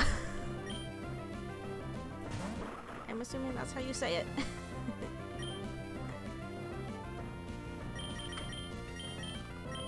And I mean, they can have their opinions on it. I'm not saying that. I'm just saying I don't understand why they have to be so antagonistic.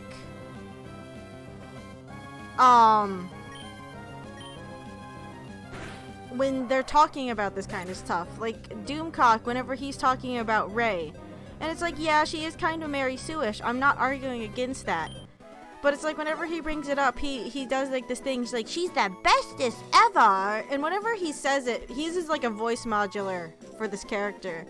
And it's like the most grating thing I have to listen to. It's like, okay, we get it. You don't like her. You don't like the character. That's fine. She could have been way better. She started out decent. But a lot of the characters in the new Star Wars movies, they started out with decent premises. And then they didn't do anything with it. George Lucas was his best on Star Wars, and everyone was watching his back constantly. Guy needs to be moderated. I'm not Krillin. I'm not bald, lol, but I do have a big forehead. I'm sorry. Didn't mean to call you Krillin. I mean, I like Krillin. He's okay. Again, I'm more of a Vegeta and Piccolo person. Not together. They're just my favorites. But no, like, yeah, he's good in moderation. It's kind of like with, like, Hideo Kojima. Because I've seen, like, the stuff regarding Death Stranding. I still want to play it. But it's like, he sounds like someone that needs someone there to kind of, like, rein him in a bit. Like, alright, calm down just a teeny tiny bit, okay? You can still do your crazy weird thing, but not too much of it. It's like adding too much spice to something. I don't know. Food analogy. Come up with one. I don't know. I'd be in pick a veg. Oh, you want some pickled vegetables? You're coming to the right place. Kojima needs to be completely unchecked at all times. But I don't know. When it comes to Star Wars, it's just like some of the channels again that cover it. It's like, you guys need to take a pill and chill. It's like, I get it, you're upset. I get it, they're ruining a series you care a lot about. But I don't know why we have to do it to the point where we're attacking each other with silly little names. And I know the other side technically does it too, by just lumping everyone who doesn't like a movie together as, you know, entitled 80s man babies. It's like, I don't appreciate that either. But it's like, that's the sad thing about like the state of like making movies nowadays. Like, if you don't like it, it means that you look down on the people who personally made it. And then when you're giving names like Jar Jar Abrams and Ruin Johnson, then yes, you are attacking those people personally. It's like, okay, you can't just not like anything anymore. Like, there's like this weird culture war when it comes to it, and I don't understand. It's like, you're allowed to dislike things. It's fine. Doesn't mean I hate you any more or like you any less or whatever because of it. I don't understand. Unchecked Kojima is a terrifying idea. Yeah, a lot of them are obnoxious, even if they're right, they're obnoxious. Yeah, see, I think it's like a matter of tact. It's like, yeah, you're right, but you're being a total pompous asshole about it. And that's the problem. It's like, there is no level of respect on either side when it comes to addressing the other side. And it's like, okay, this is why we can't have civil conversations at all, because you guys can't help but start mudslinging and calling people silly names because you think it makes yourself look better. I don't know. It's like, I'm all for like criticizing things. If you like them, if you don't like them, whatever. You're allowed to. You don't have to like something blindly either, you know? It's just, I don't know. You can't just dislike it. You have to dislike it the most. You have to have an opinion the most. Yeah, it's just... Ah! Hey there, Forte, it's me, Elliot. I just took a shot at catching this tentacle, but it took off. I came oh so close, too. It spoiled my day. Alright, see you. Don't talk to me about spoiling days, Elliot! Talk to me about that. Speaking of game stuff, the beginning of next year is shaping up to be interesting. Let's look up upcoming game releases, because that is a nicer topic to talk about than salty opinions on the internet. Again, you're allowed to have them. I mean, I have opinions. It's just, I don't want to sit here and call people names over it. Like, let's take Pokemon Sword and Shield, for example. I get a little bit annoyed at, you know, the hand-holding, and I feel like it's an insult to mine and children's intelligences. But I'm not gonna sit here and say, oh, Game Freak, they're idiots, they're total buttholes, they don't know jack shit. I'm not gonna come up with something like, oh, Game Freak, more like Lame Freak, am I right? I don't know. I don't criticize things without being mean. I mean, I guess, yes, criticism can come off as mean, but not all criticism is meant to be antagonistic or aggressive. Okay, it might be, like, really strong, but it doesn't mean you're attacking that person. And it's like, okay, I was never good at critiques when I was in college. You go to art college, you get a lot of critiques, and I freak out anytime someone said anything. I would beat myself up forever. Not in, you know, physically or in front of anyone. I would just make notes in my notebook like, oh my god, do fucking better, god damn it. So, you know, I put that all on myself.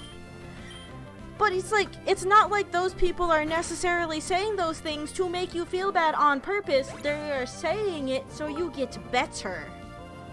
And it's like, that's the point of it. I mean, yes, sometimes there are things where people are ragging on something. It might be for fun, it might be for serious, whatever. But it's like, if you let that get to you, if you're the one that takes it as a personal attack, then they kind of win that argument. And it's like, that's not how that's supposed to work. And it's like, I know it's really hard not to let that happen, but you shouldn't let it happen. It's like, just take it and move on. Take the L, take the W, take the whatever, and move on. It's your choice on whether you want it to affect you or not. And I know subconsciously sometimes it doesn't feel like that, but you still get to choose on how you handle it in the end. You are a separate human being from them. You have your own agency and you can make these decisions. IMO. Oh, and thank you, Call Me Killin, for the 100 bits. Watching a stream on Twitch and playing Halo on a single monitor isn't easy. Oh, I imagine so. Oh, I do want to pick up the Halo collection. Again, I've been waiting for it forever. Because I started watching Red vs. Blue because it's on Netflix, and that just makes me want to play Halo, and I've never played Halo before. Okay, I played Halo once, and that was Halo Reach on the Xbox, what, 360? Forever ago. At my cousin's house. But it's like, I've never played any of, like, the other Halo games because I never had an Xbox growing up. I was a Nintendo PlayStation person. We should not completely demean, however, more aggressive and emotional opinions and criticisms. The idea of civil discourse being the one true path is complete nonsense. It may not justify your actions, but us humans are entitled to our strong reactions. No, that's fine. You're allowed to have, like, emotional responses.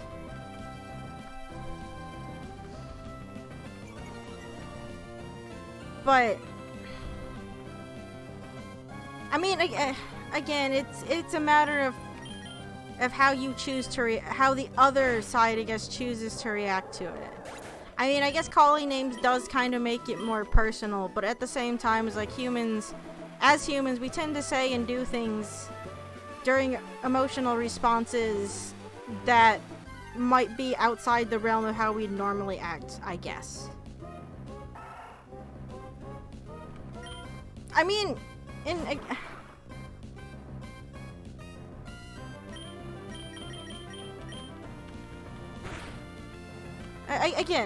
I get it. Because there are certain things, like, I'll see and they make me mad because I really like said thing, and when it happens, I'm going to get mad and maybe, you know, start saying, how could they do this? But it's like, I don't know what I'm having trouble forming coherent thoughts.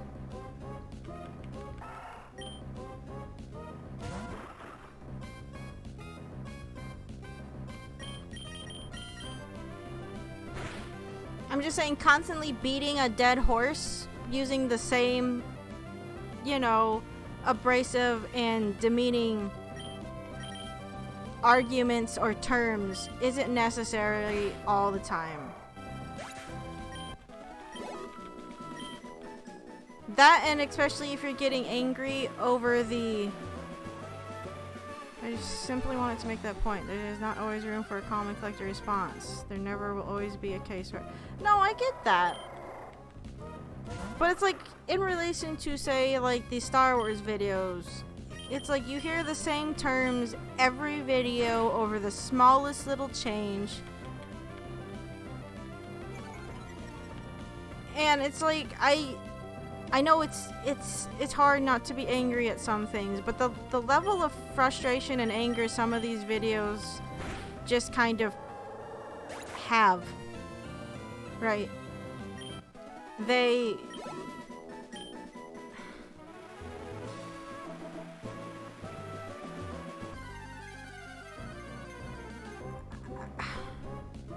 I don't see why you constantly need to be making yourself angry over it. Granted, I'm someone that likes to get angry over certain things. Like, I'll go read a Naruto timeline and get mad. Because it's kind of fun, but... Still.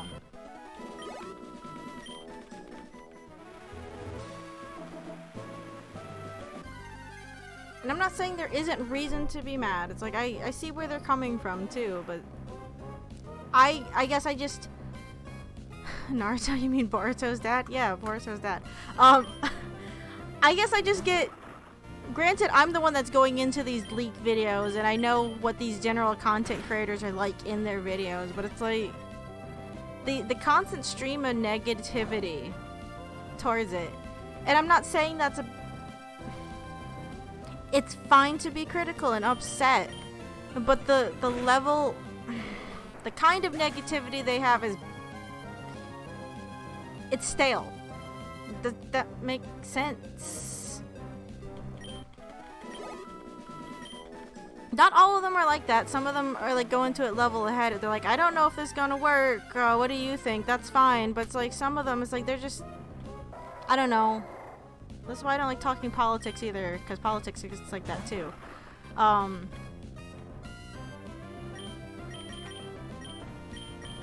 don't know.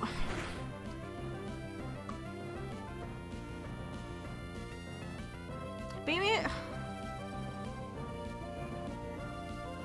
you're allowed to dislike things. Criticism is fine. I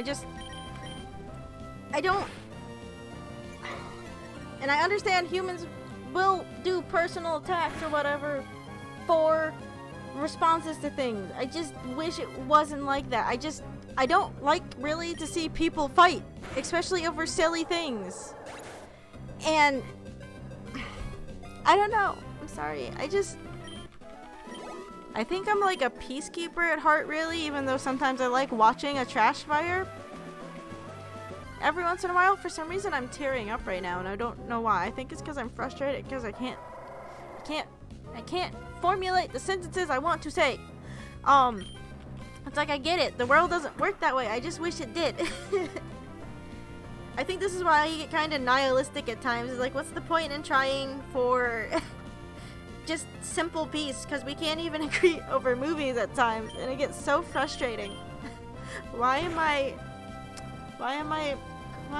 tearing up? I don't understand. I'm getting too emotional over this conversation. Thank you, Eric, for 29 for the follow. What the fuck is wrong? What's happening to me? Holy shit, I don't know what's going on.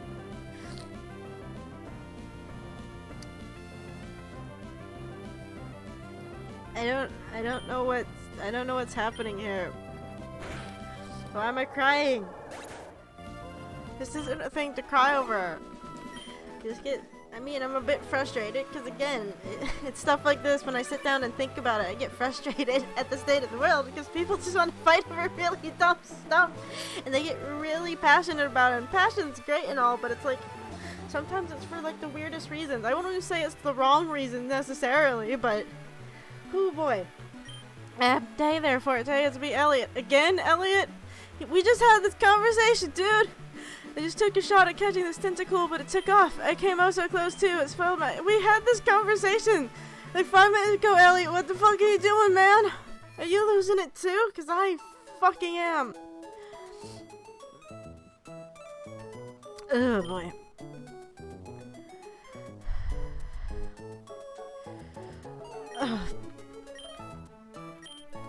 Oh, I'm sorry. I need to calm my shit down. I don't know why.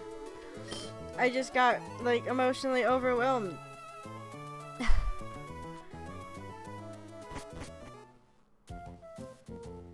I mean, I'm not saying what I'm thinking is necessarily right, but it's like I don't.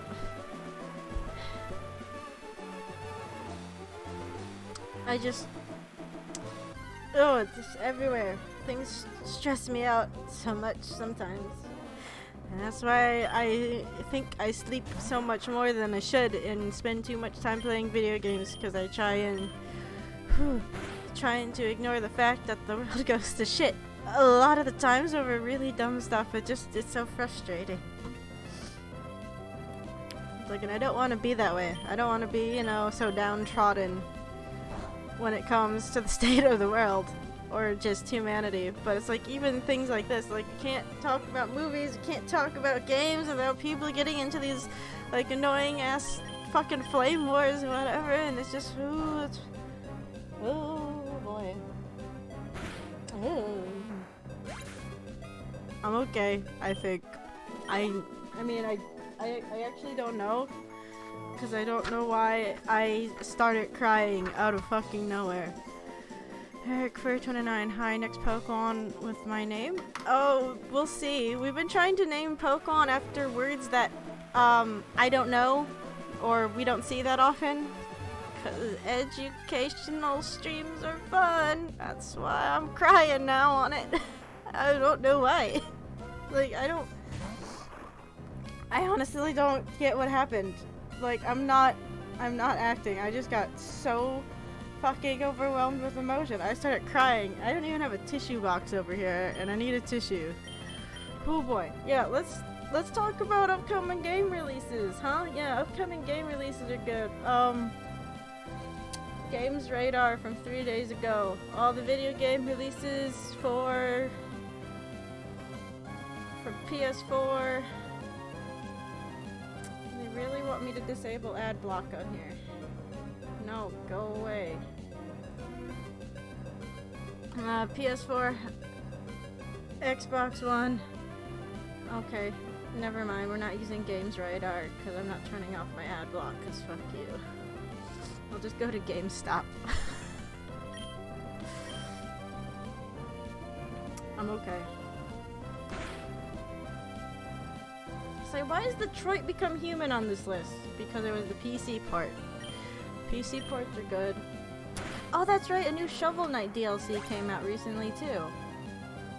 Came out yesterday. I saw a tweet about it. I haven't actually played the first Shovel Knight. I want to. I just haven't got around to it. Like a lot of things. I keep waiting to hear news about SMT5, Rune Factor 5, and isn't gonna survive. I shall wait forever. Hey, I guess there's hope, because Half-Life Alyx is a thing. Hooray. Life is Strange 2. No. These are just released things. I want fuck it. We're going to GameStop. First thing that came up anyway. I don't know why I was avoiding it. Speaking of... Oh, pardon me. Maybe Shovel Knight is a good one to play on stream. I could see about it. I do... Well, I mean, I already said the next game opening I want to go to Sonic Adventure 2, because that's what I wanted to do. And I do have Celeste on this computer that we could play. And that was one that I actually took the initiative to download because I did want to play it, which is why it's there. Let's see. Dragon Ball Kakarot comes out the 17th of this January. I actually haven't heard much about Dragon Ball Kakarot. Dragon Ball Kakarot. I mean, I'll probably get it eventually because I like Dragon Ball games. Oh no. Open world? Oh no, please don't. Please don't make it open world, I'll never finish it. Dragon Ball Z open world, I haven't fucking finished Xenoverse 2!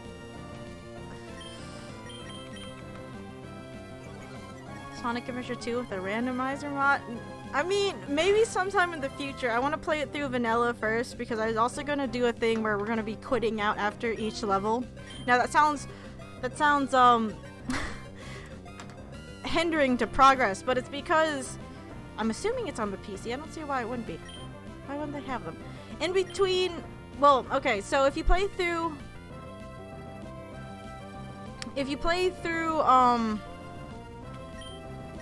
the story mode the first time and you quit out of a level for whatever reason, like let's say you have to go to bed or something, and then you come back and you start up the level, whatever character's up next or whatever, they'll have like a little intro screen that kind of recaps what happened so far that's like narrated, and I've only seen a couple of them because normally when you play you just kind of breeze through the levels, and I kind of want to go through and see what those all are personally, so that's why we're going to be quitting out after each level while we go through the story, because I'm complicated like that.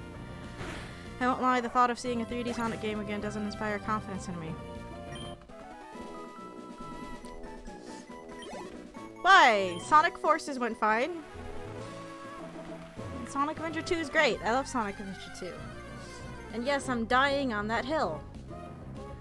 Let's see. January 21st, the Mega Man Zero / ZX Legacy Collection comes out. Monstrum comes out January 31st. I don't know much on Monstrum. Life is Strange 2, February 4th. Monster Energy Supercross, also on February 4th. I don't like bike games, so I'm good. Hunt Showdown on February 18th. What's this one? I don't know this game. March 3rd, the Final Fantasy VII Remake. I almost forgot that was a thing.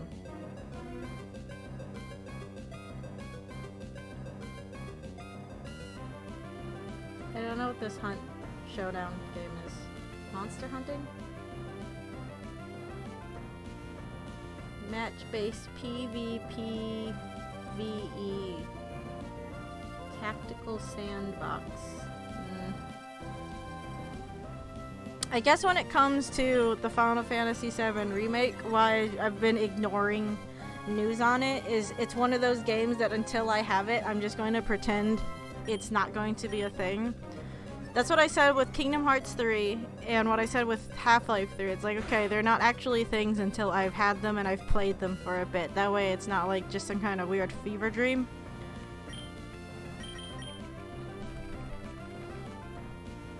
It's really just from never being a Sonic fan, ever. I've also watched a number of 3D Sonic games and I don't entertain the thought of that again. Call it a me thing. No problem. Is the Final Fantasy VII Remake coming to another console? Is it different from the remaster that was on PC?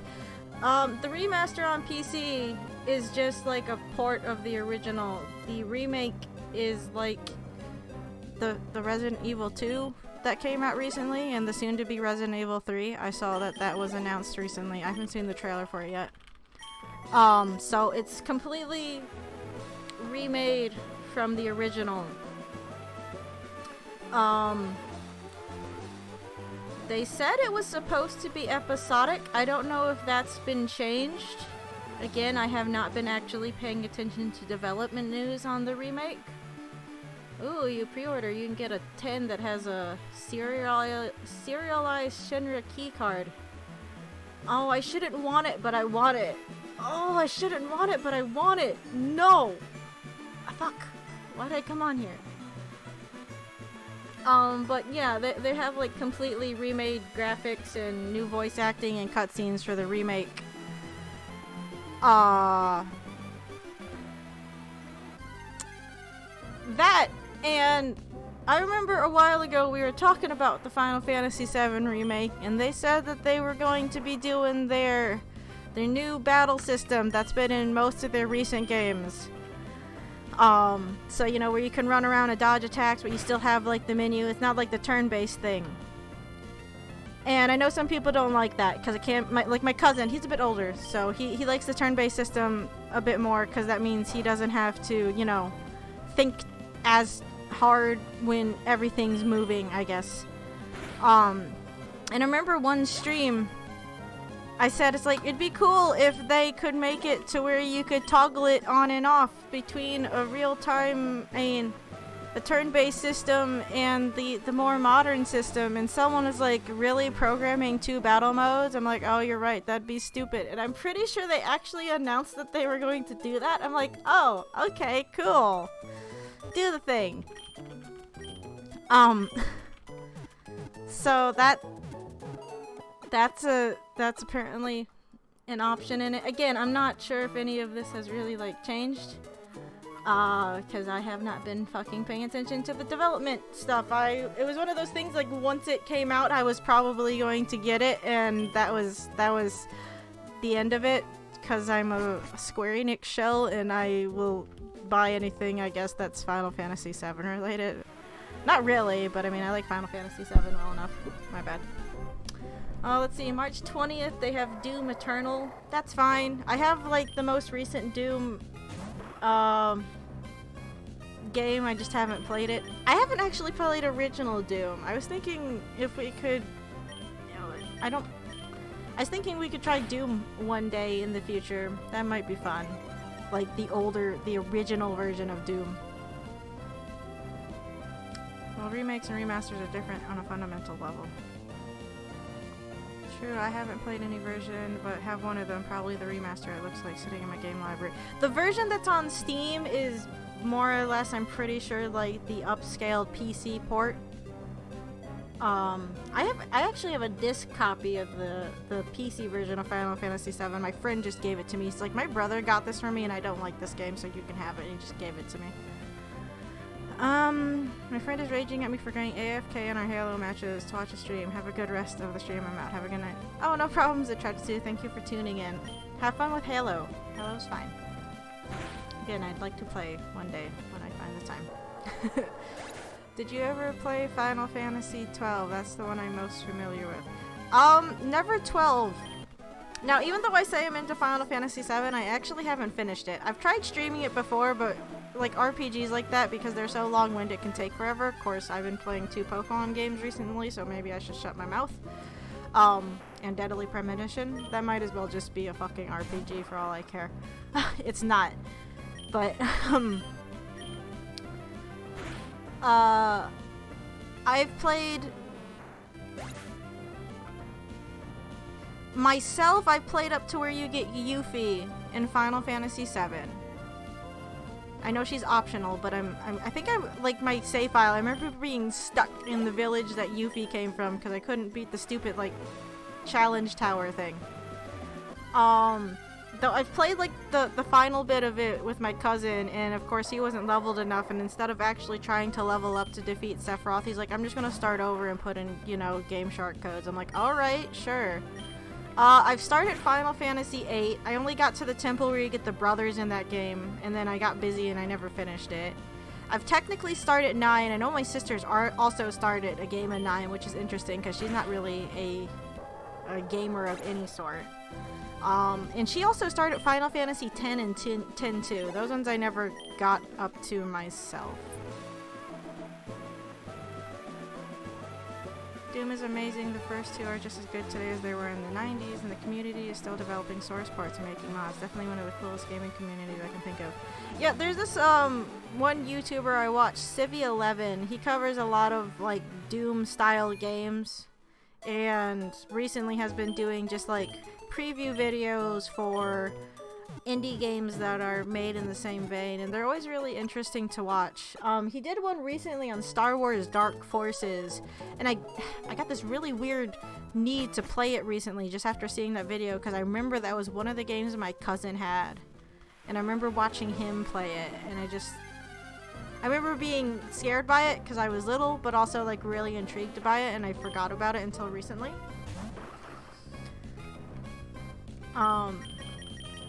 So it's like, I wouldn't mind trying my hand at Doom. I probably won't be any good at it, but I would not mind.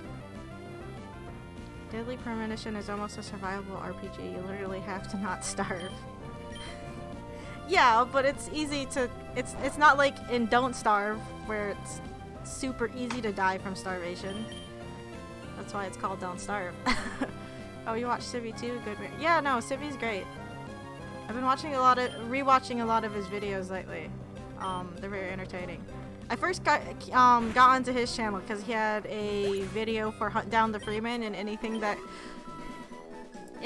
kind of rags on Hunt Down the Freeman makes me laugh because it's funny to me. Again, if I wanted to spend money on it, I would totally get it and play it on stream, but I don't really want to spend money on it.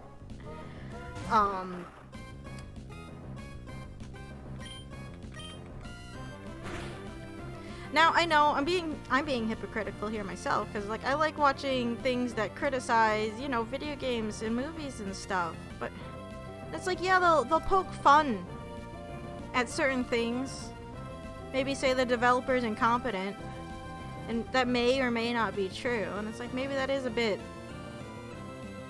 abrasive and mean themselves, but it's like, I don't know. Maybe I should just shut up and just admit that I'm a bad person. I mean, I am. I'm not very good at anything. Maybe that's why I got emotional, because it's like, oh, I'm just in denial or something. It's like, I watch enough things that rag on stuff that I should be used to it, and I shouldn't get annoyed when Star Wars people do it. I mean, it's just a thing.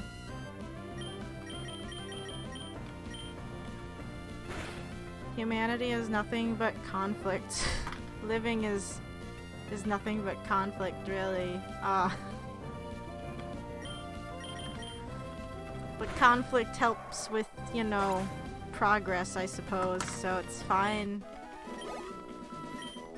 If we want to get weird and deep and shit, that's why I don't think world peace is a thing, because we're just wired to find something to compete over, even if it's for peaceful things, and we just like to disagree. And that's fine, I guess. I'm getting sad now. Let's go back to talking about games. Let's see, Cyberpunk 2077 comes out April 16th. This one I feel like I've heard in passing, but I don't know what it's about. Oh wait, is that the one that had Keanu Reeves in it? Or... yeah, that's Keanu Reeves video game. Yeah, that's Keanu Reeves game. The Keanu Reeves game. Let's see, May 15th, Marvel's Avengers, I don't care. Star Child comes out... wait, why are there release dates for next December? Well, these are for next December. I mean, good for... oh, there's Tales of Arise. Is that a Tales of game? It looks like a Tales of game. I like Tales of games. I've only played technically 2. One of them I don't really fucking count because it was Tales of Symphonia 2, and that one... Tales of Symphonia 2. Tales of Symphonia 2 frustrates me. They took everything I liked from Tales of Symphonia 1 and they threw it in the garbage, and then they just wanted you to walk around and watch cutscenes for like 3 hours. Okay, it's longer than 3 hours. I haven't beat the game, but it's like I brought it up the other day when we were talking about Pokemon Shield. It's very similar. You go one area, watch a cutscene. Go to another area, watch a cutscene. Do a battle, watch a cutscene. Go to another area, watch a cutscene. Maybe capture, train, attack monsters, whatever. Stay there forever, because you know as soon as you go back to town, there's gonna be another fucking cutscene. Just... Our society is hardwired for competition, not humans themselves. Various societies have existed far longer in the modern capitalist world, with equally less violence for the sake of progression. Sometimes they set release dates in December just to say it'll happen sometime that year, I think. What I'm actually surprised I didn't see on this release list... I mean, maybe it's because they don't have a date for it, but I also just don't see it on here. They don't have, the new... oh, is this just pre-release? No. So they don't have Animal Crossing on here. Oh, wait a minute. No, this is recently released. But yeah, they don't have Animal Crossing on here. And it's like, I thought that was slated for 2020. Why isn't it listed in the 2020 releases? What new games are coming out in 2020? Come on, IGN, be useful.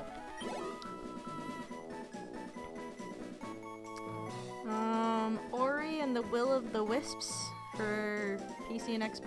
Oh, only PC and Xbox One? Well, I guess that makes sense. Ori and the Blind Forest, right? That came out on PC first. That's another game I want to play. February 11th, 2020. Oh, these are for 2020. Gods and Monsters. Is this just for... no, this is just games in general. Gods and Monsters, February 25th. Oh, that one looks fun. Gods and Monsters is a beautiful open-world adventure narrated by Homer, the famed storyteller from ancient Greece. While at a first glance it looks very similar to The Legend of Zelda Breath of the Wild, it's not just a clone of Nintendo's masterpiece. Oh, that actually sounds interesting. I actually think I saw something for that in passing, too. Watch Dogs Legion. Right, Watch Dogs. I'm only partially interested in Watch Dogs Legion because that's the game that lets you play as an old lady that hacks people and beats them up, and I think that's fucking funny. But that's just another one of those games that has a stupid thing in it that I think is hilarious, and that's the only reason why I'd ever play it. Oh, here's Animal Crossing. Yeah, that one's due out March 20th, 2020. That one I'm excited for, but I like Animal Crossing, so... it's a fun game to waste time with. Vampire the Masquerade Bloodlines 2 is due out sometime in March. Isn't that another one that gets brought up as Vampire the Masquerade here in conversations? Didn't we just talk about this when we were talking about RPGs last stream? No, see, I don't know how old this... How old is this article? November 20th. Oh, this isn't even recent. Well, not as recent, because they have Dragon Ball Z Kakarot just set as early 2020, not January, whatever I said earlier. Rainbow Six Quarantine sometime early next year. Trials of Mana is meant sometime early next year too. Cyberpunk 2077, Marvel's Adventures, Dying Light 2. Didn't play the first one. Minecraft Dungeons. Wait, what's this? Minecraft Dungeons is a Minecraft-themed isometric dungeon crawler coming in spring 2020 that can be played alone with a group of friends. Oh. I like a bit of Minecraft. Minecraft is definitely one of those games, though, I think is a lot more fun with friends. Or I have more fun playing it with other people.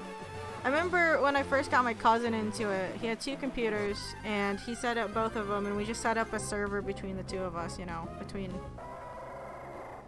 in his house. Well, we didn't get like a server box or whatever, but you know, we set up a server. And the whole time I was down there, I don't even remember why I was down there. I think it was just to visit, because I only go down nowadays for conventions. But it's like the whole like week, 2 weeks I was down there, we just sat around and played Minecraft, making, you know, stupid rail lines and stuff, and going spelunking while watching Yu Yu Hakusho. That was a fun time.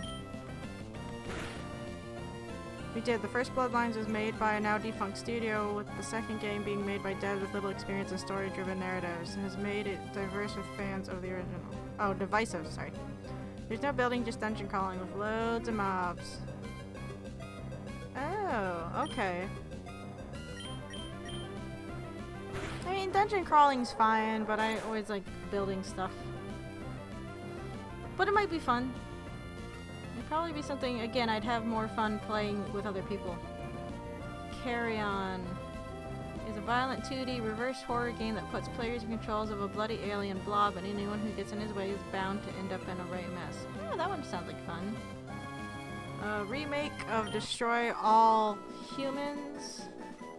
These are all just 2020, they don't have like a date. Lego Star Wars The Skywalker Saga. I like Lego games. Ooh, that's right, No More Heroes 3. Persona 5 Royale 2020 worldwide. October 31st, 2019, Japan. Alright. Oh yes, in Pokemon Sleep. I forgot about Pokemon Sleep. I remember Pokemon Home, but that's because I'm waiting for it so I can maybe transfer Pokemon between my games, but... Right, Pokemon Sleep. I don't know how to feel about Pokemon Sleep. Pokemon Sleep is a new gaming app for smartphones that tracks a user's time sleeping and brings a gameplay experience unlike any other, allowing players to wake up with Pokemon every morning. Yes, it's silly, but it's still coming in 2020. If I got that, the app would be like, what the fuck are you doing up? Go to goddamn bed. Oh, that's right, Psychonauts 2! Forgot about Psychonauts 2. I haven't actually played the first one. Maybe we should play Psychonauts. I have that on Steam, right? Yeah, pretty sure I have that on Steam. Just gotta double check. Yeah, I got Psychonauts on Steam. Maybe we should play Psychonauts at some point. That might be fun. You wanna play Psychonauts? Going back slightly, I'll simply leave it at this. Peace as a concept only works if collectively humans not only desire but actively enforce it. Considering that modern civilization is controlled by our corporate masters rather than the majority, it is not currently possible.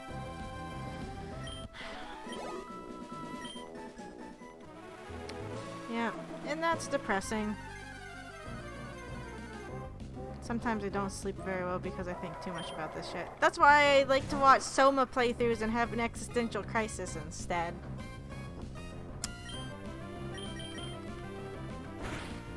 Maybe we'll do Psychonauts at some point. I'm going to start making... I mean, all the games I have are up as contenders for things to play. Even if they're bad, I will play bad games. Again, I have this converter, this HDMI converter. We can plug up the PS3 and play some Sonic 06 even and get angry at the world. I bought that because I like to get angry at bad video games. And I know that's also hypocritical. But sometimes anger is the only thing that keeps me going, which is why I still read Naruto timelines. Because they make me angry. 5-year-olds don't work like that!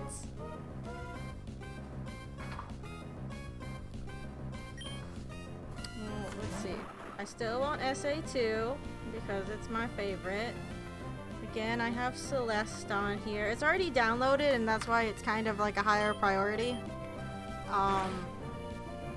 I think I also have like Bendy and the Ink Machine downloaded on here because I wanted to play that at some point too. But there's Psychonauts. You said Doom. Maybe Shovel Knight.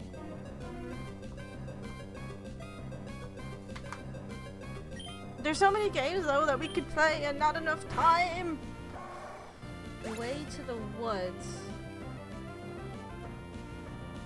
Way to the Woods is a smaller game by Anthony Tan that was given a spotlight during Microsoft's E3 2019 press conference. And it players control 2 cel-shaded deer adventuring through an overgrown abandoned world. That one sounds interesting. Click on it. Oh, I don't want to watch a video. I don't want to watch the trailer. No, I don't even have headphones plugged into that computer.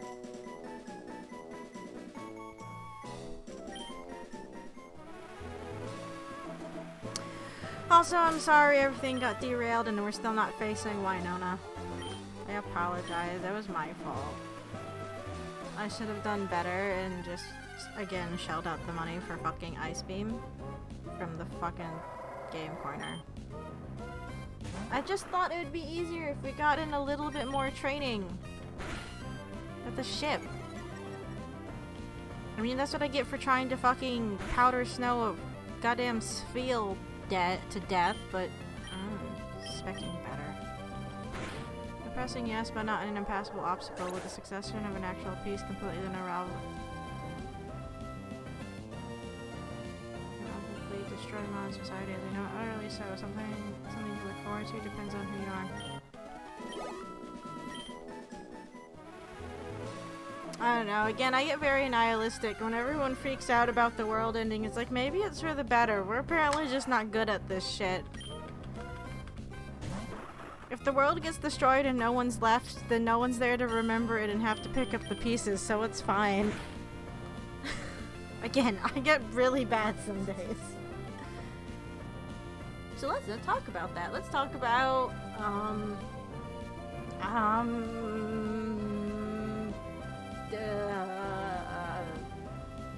Kingdom Hearts 3 DLC thingy. There was a thing announced for Kingdom Hearts 3 recently. I don't remember fully what it was. I saw it on my phone when I was looking up something else and I didn't stop. Kingdom Hearts 3 Remind DLC. Oh, it's going up for pre-order. That's what I want to do. I want to pre-order some DLC.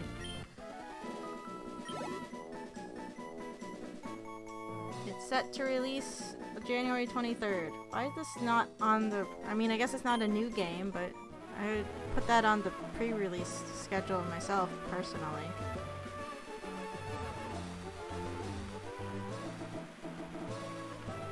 One of the major changes in this DLC is the ability to play as other Keyblade wielders such as Riku and Kairi. Oh.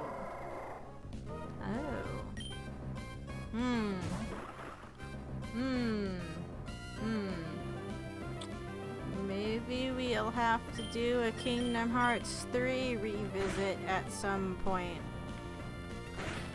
Because again, I already 100%, I mean, they put in proud or critical mode recently, didn't they? So I haven't gone back through and played that. I normally don't do critical or proud mode or whatever for Kingdom Hearts games, but it's like I did 100% everything else on it. It's the only game I have all the trophies for because they weren't that hard to get. I'll leave it be after this bit. The people in charge of civilization are not good at running the planet. That's a very big distinction. It's the measly ruling percent against the billions of others that actually live in the world. We'll see who wins.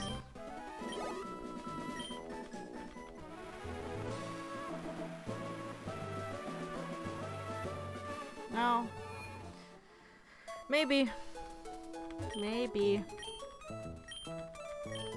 Other people might see who wins, though. Depending on how that goes. How long it takes, I may not be here. Not saying that anything's happening now. I'm just saying. Humans don't like change. It takes a while for it to actually take.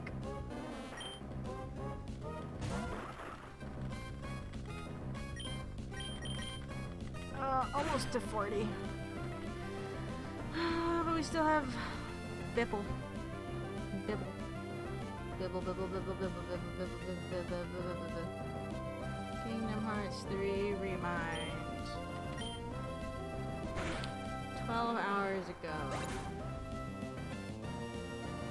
New Kingdom Hearts 3 Remind DLC screenshots have been released today, confirming the return of another Final Fantasy series. Oh! They're bringing back Final Fantasy characters, because none of those actually existed in 3, and it was kind of weird. You know what? No, I'm not dealing with that. I bought Antidote, so I didn't have to deal with this. Where are they? The new screenshots, which can be checked out below, confirm that Sid from Final Fantasy VII will come back in the soon-to-be-released DLC. Nice. Let's see, it'll also add an enhanced photo mode, as well as some new difficulty options called Fast Pass and Black Code. Black Code. Okay. The first one allows players to make the game easier than ever. Oh, good. Good. The main game was easy. Well, Black Code can make it much harder, allowing players to alter Sora's health, healing capabilities, and more. If tweaked right, the game will become even more difficult than on critical mode. Okay. I don't usually play critical modes, because you don't get anything for playing critical modes. There wasn't even a trophy for completing critical mode. Again, I 100%ed it just by getting everything in the game, and that's it. They don't require you to play it through on hard or nothing. My brother wanted Persona 4 for Christmas. I looked it up, and some sites said the 6th installment in the Persona series. Still not as convoluted as KH. No, the Persona series is pretty spread out. I'm sure Brazen can provide more information on it, because I know he's a bit more versed in the Persona universe than I am. Again, I've only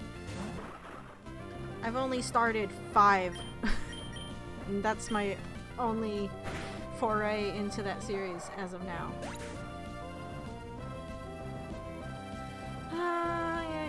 DLC for Kingdom Hearts 3.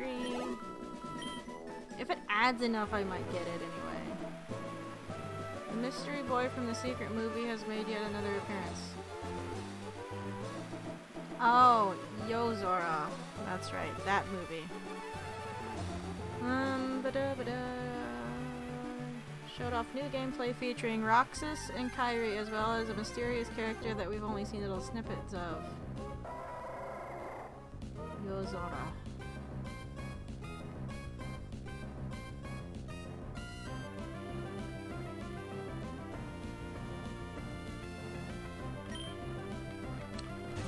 Because the internet doesn't want to give me a full rundown in just one spot on what the DLC is going to have. I have to get it, you know, piecemeal from fucking 13 different sites. Oh wait, KH Insider! You should have an actual compilation of notes, right? Also, what is this? There's a Kingdom Hearts board game? I'm sorry, what? There's a Kingdom Hearts board game? Barnes & Noble says there's a Kingdom Hearts board game. What? Okay, well that's fun. Kingdom Hearts board games.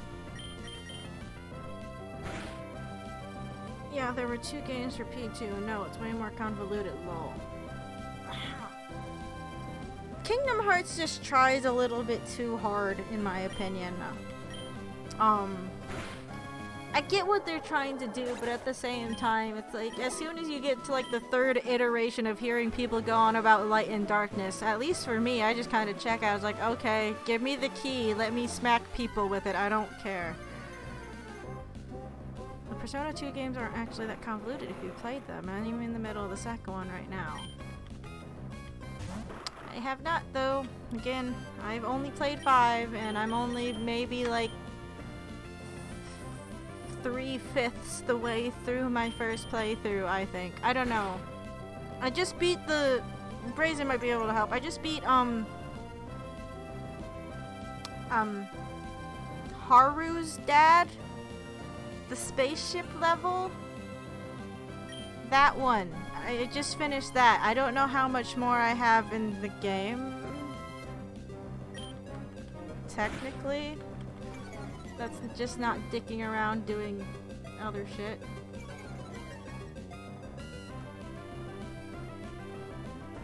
Why is there a $30 version of the DLC and a $40 version of the DLC?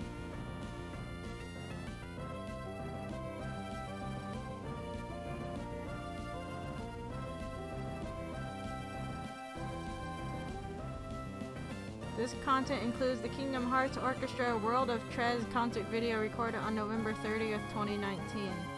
Oh, okay, I could... It's $10 extra for a concert video? Is it like a long concert video? I don't want to pay $10 for a concert video. Oh, is it... Oh, it's a recording of the whole concert. Oh, that might be fun. I like concerts. I got distracted during Innocent Sin, which happens a lot. You're talking to someone that likes to take her sweet-ass time playing games. So it's fine. Let's see. Additional story, remind, limit cut episode, and 13 boss battles, secret episode and boss battles, data greeting feature, don't know what the fuck that means, slideshow feature, premium menu, diverse difficulty settings, and gameplay challenges.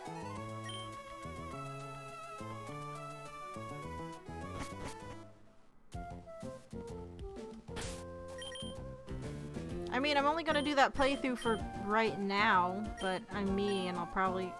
I mean, I'd want to go back sometime in the future. Don't know if it's gonna happen, though.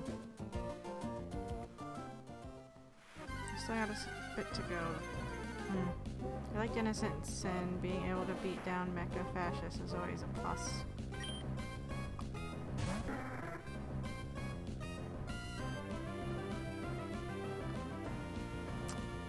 Insider wasn't as I mean, it had a bit more information, but not as much as I wanted, but... Oh, let's go check Reddit. Kingdom Hearts 3 Remind deal. I don't want to watch a video. Watch videos later.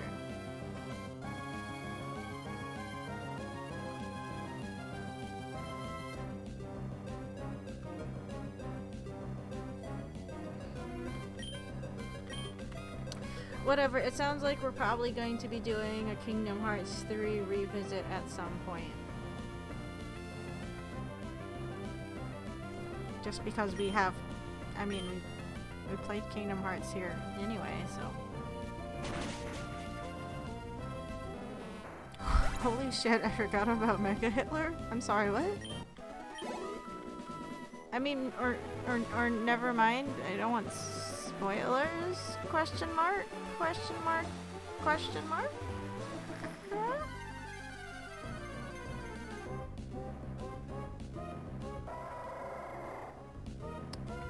So I closed out the tabs that had the DLC information open on it, so the next tab that opened was a side quest guide for Deadly Premonition.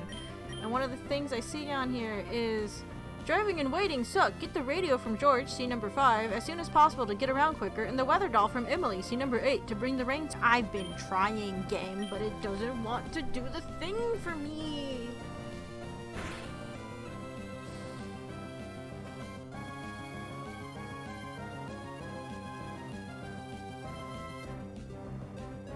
Okay, I don't know why I'm looking at... I shouldn't be looking at Deadly Premonition quest guys because we're not playing that game right now.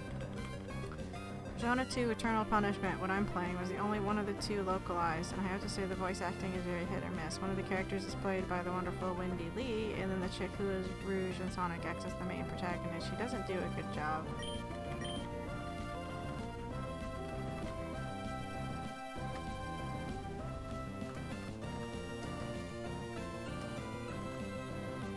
I don't remember Rouge's Sonic X voice, because I'm pretty sure... Because when they did Sonic X, to make it consistent, that's when they changed out all the voice actors that I was used to from Sonic Adventure 2. Which kind of threw me. It's like, I get it, but at the same time, damn it. Kathleen Delaney.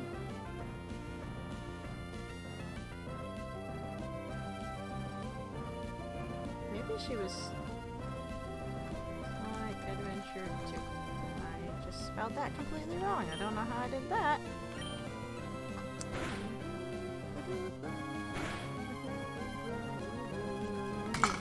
Oopsie. What? I don't know what I just pressed. I knocked something over and it hit one of these random keys on the side of my keyboard. I like this keyboard, but it has, like, you know, some macro keys off to the left, and I don't know what any of them do. So if I accidentally press any of them and they do something, it always freaks me out. Like that one time I accidentally, I think, put my computer to sleep or something when I pressed the G1 button, because I don't know what these buttons do. They were just here. They just came with the keyboard, and I just didn't do anything with them because I don't usually need that many keys when I play games. I just wanted a keyboard that lit up so I could turn it purple that matched my mouse. Oh, you selected the 6th slot for the save state. Nothing fancy. I didn't even know those buttons were programmed to do that on here, to be honest, so that's why I was confused.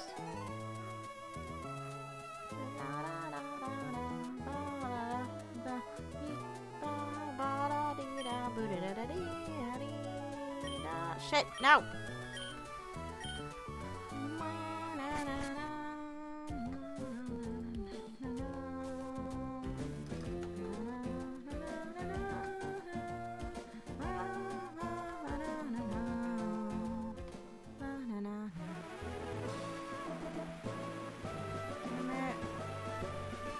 I mean, maybe Pelipper would be fine at level 35 instead of level 40. That's still gonna take fucking forever. I think Lanny Manella was the one that voiced Rouge in Sonic Adventure 2. Yes. I think so. Yeah, because she was also the train announcer in Sonic Adventure, and I remember hearing that, because I think I played Sonic Adventure 2 first, and then when I went back to play Sonic Adventure, and you're in the train station and you hear that, it's like, what the fuck are you doing, Rouge? Oh, she was also Omochao. Up until 2003, and Omochao and Mario and Sonic at the Olympic Winter Games. Good. Omochao.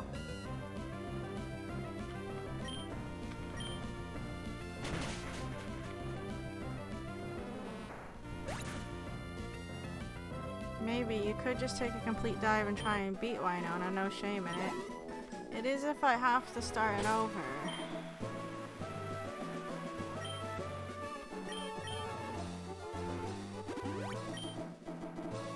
Also, I'm probably going to teach Bibble here Surf. He gets a boost from it, so it's not... I'm sorry, Bibble is a sheep. We'll get rid of Mist or Supersonic. I don't like Supersonic. My confusion move of choice, of course, is Confuse because it has a really good accuracy. Unlike Supersonic, that sucks, and I hate Supersonic. Let's go down and spend a buttload of money on a TM to teach Bibble Ice Beam. We're actually gonna just spend the money, because fuck it. I'm not doing the other plan because it just doesn't work. That, and I have a sinking feeling, and no, that was not supposed to be a pun, but I feel like you can't get the storage key until later, but I might be wrong, I don't remember. Kill it with water. Good job. You killed it with water.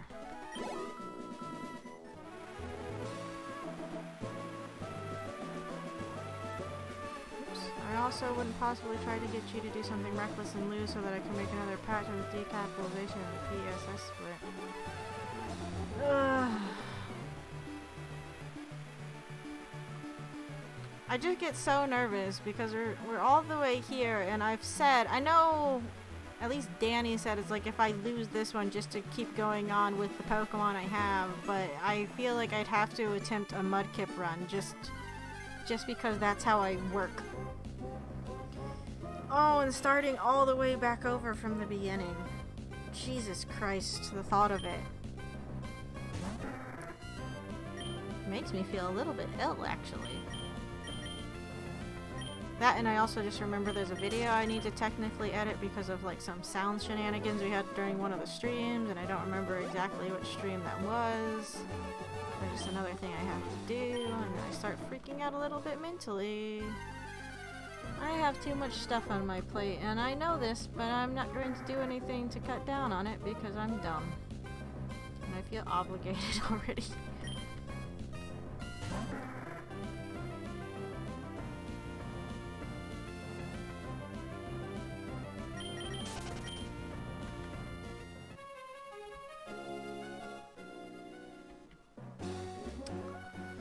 Alright, Game Corner, I am here. Give me all your stupid fucking coins.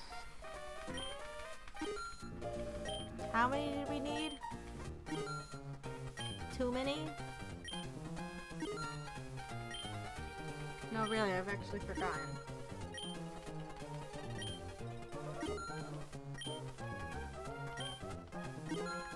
Hold on.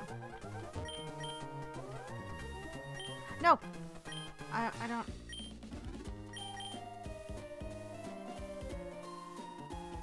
Oh boy. Alright. So... How are things going? I know I've already asked this like twice tonight, but I'm gonna be here for a little bit. I wish I could just, you know, bulk buy, but that'd make it too easy. One of my mobile games is like this, is like for one of the shops, for one of the special point systems that they do for special events. You gotta buy everything individually. It's like, why can't you just make a slider so I don't have to sit here for like 3 years tapping OK 5 million times for this things, I finally got some writing done consistently for 3 days in a row, so that's an achievement. Oh, that's always good. I feel bad, I've been taking time to work on that little animation, and I keep changing what I'm doing with it, and right now I even want to add a background to it. I mean, I like the transparent animate PNG I got right now, but I want to do a thing with a background on it because I'm weird, even though it's just an exercise, and the animation itself could use a lot of work, but it's like, it's fine. It's okay.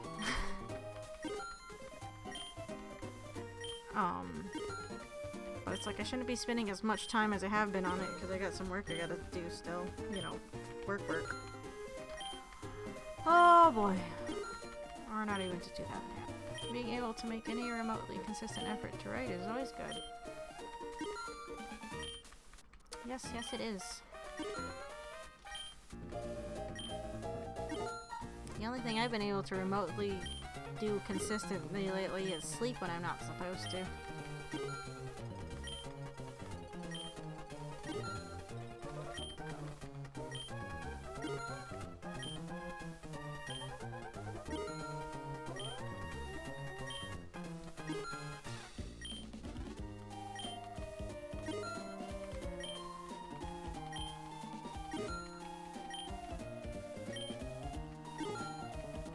Oh, this is the worst.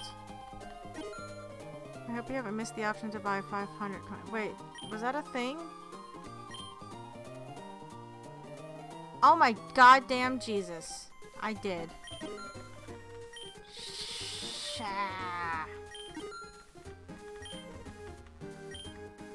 I'm out of it. Again, I had...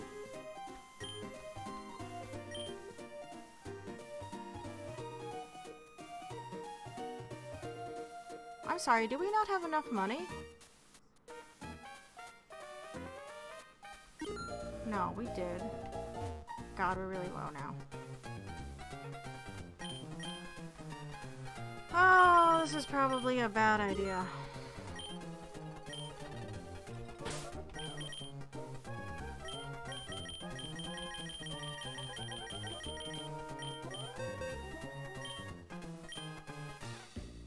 I'm gonna do this and he's just gonna die and it's gonna be all for naught. Everything is for naught. I just got...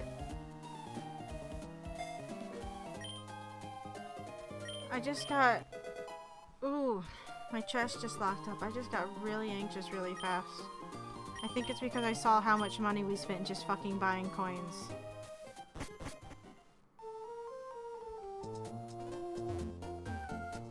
Did we spend too much on coins? Was that really a good idea what we just did? That didn't feel like a good idea what we just did.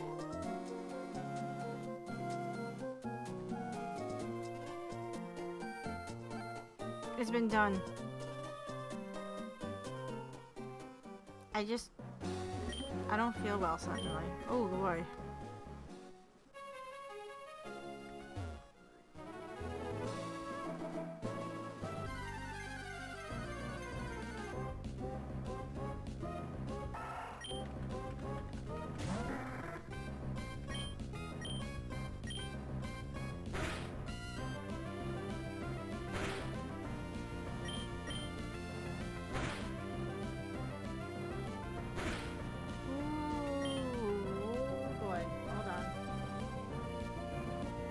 My vision just went fuzzy for a minute. I'm freaking out. Why am I freaking out? What is going on? What is going on with me right now? Ooh. Am I dying? I don't know what's going on right now. Holy shit. Fucking breakdown and now I'm starting to freak out. God, this game is... I don't think this is good for my anxiety. I didn't think my anxiety was that bad, but this game I feel like is making it a tidbit worse. And that's the thing. Whew, boy.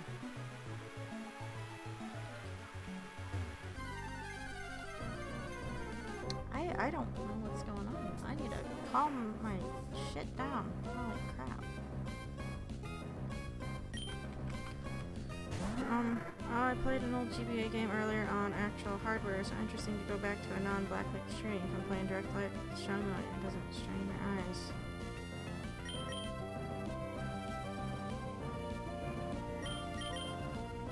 No, why'd I use a water gun? I'm an idiot. Yeah.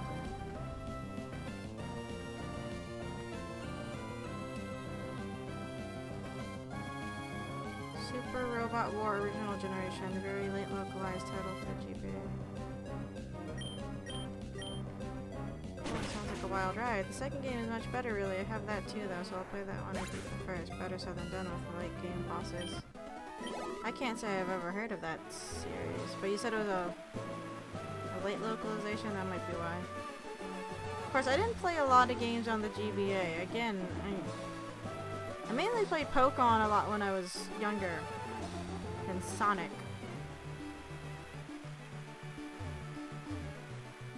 But I had parents that... I mean, I'm not complaining, but I always had, like, extracurriculars to do.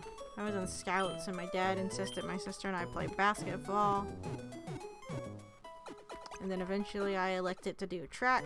And I had marching band. I think that's why I didn't get around to playing a lot of the more popular, like, classic games. Alrighty. You know, I said I wanted to do this. As in, you know, fucking take down Winona. So I guess we're just gonna go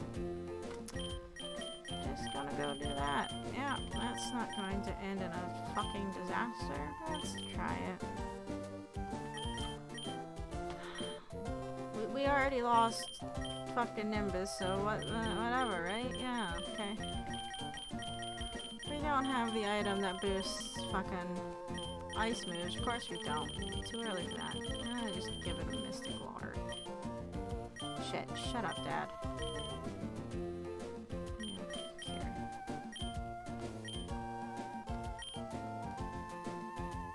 Actually, no. Shit. You should still have the experience share until I put him out fully. I lied. Do you have anything else? Not really. Ooh, there's that anxiety spike again, though. I can feel it in my chest. That's uncomfortable. It'll be fine. Don't know why we're saving. But we're saving. Alright. Oakley dokley. Oakley dokley.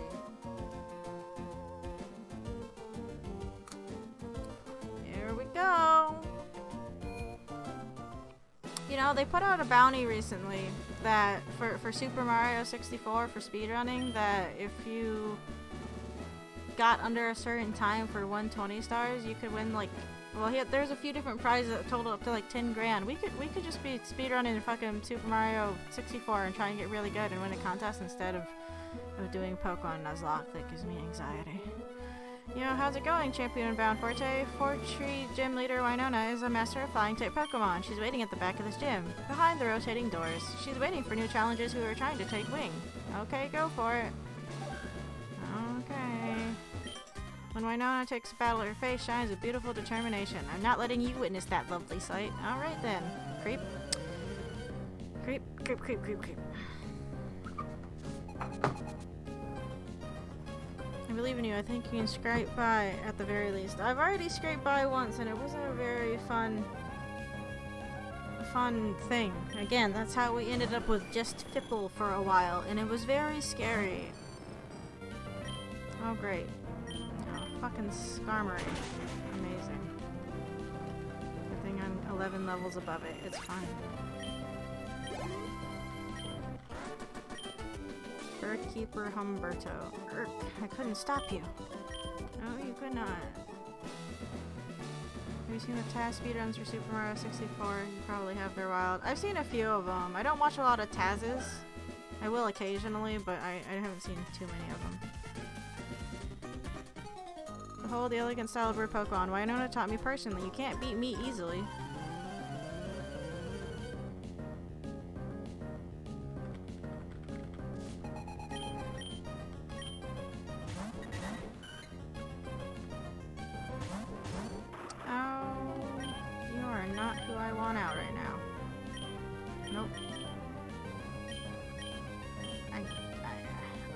You can go out.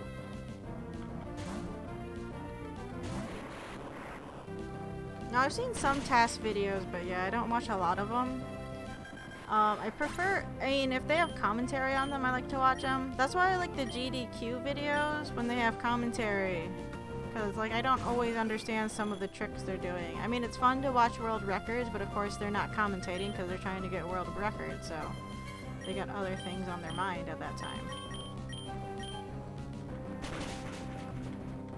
I like informational things, though.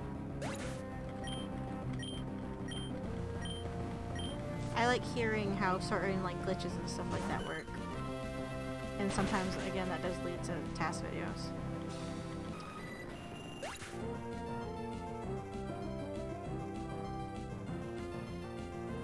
Also, I forgot that I am trying to use a fucking Emerald guide for, I mean, a Ruby and Sapphire guide for an Emerald game, and the gym is a bit different. It's, you know, reversed in Emerald, because fuck me, I guess. Why did they do that? Really, why would you... Okay, whatever.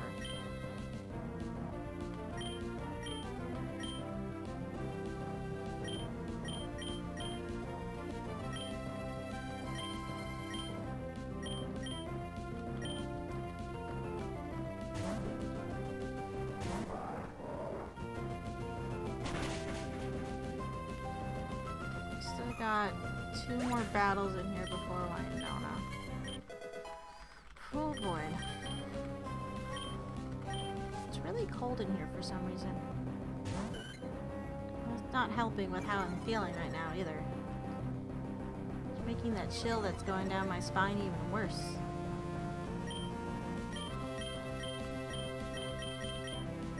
Oh.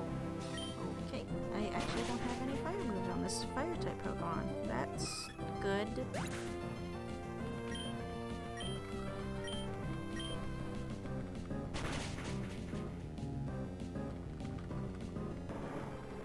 We might be okay. Knock on wood. Knock on, you know, this not actually wood desk. But you're strong. I was beaten. Yes, you were. Bye now. Get out of my way.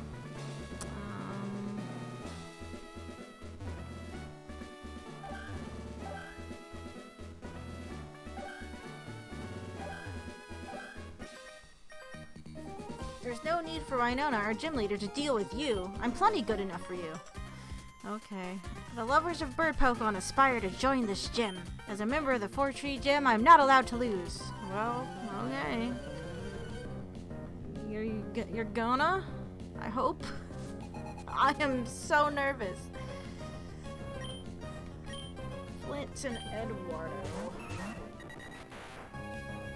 Oh, Swallow. Oh, knock on maybe wood in there somewhere, desk. Yeah, pretty much. Shit, I need to get you out a second spot. Why are you there?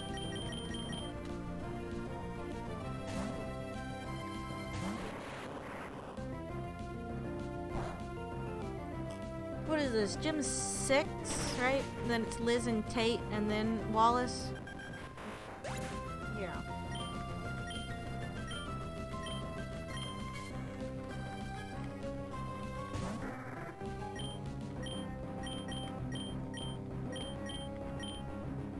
No, not protect. Fucking protect.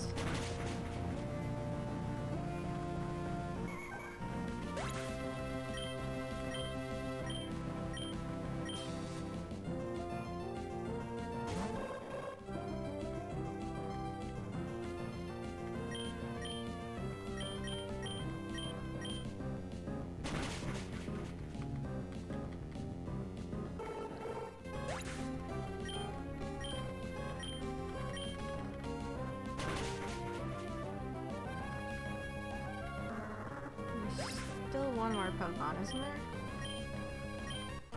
Nope. Okay. Well, Banana, I lost.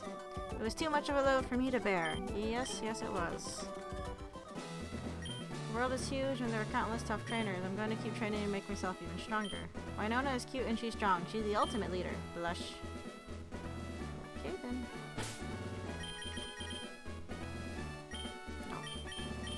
No.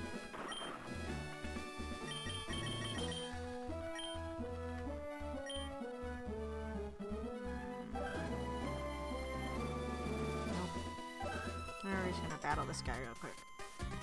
You better know that there are all sorts of flying type Pokemon. You do know that. You do know that, right? Yes, I do. Shut up, dude.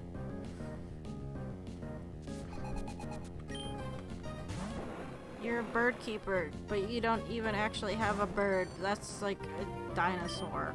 But okay. Do you know that there's other types of flying type Pokemon, not just birds?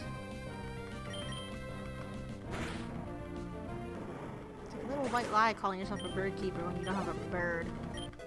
Bird means flying. He can fly, it counts. No. No, that. You seem to know your stuff. Okay, excuse me.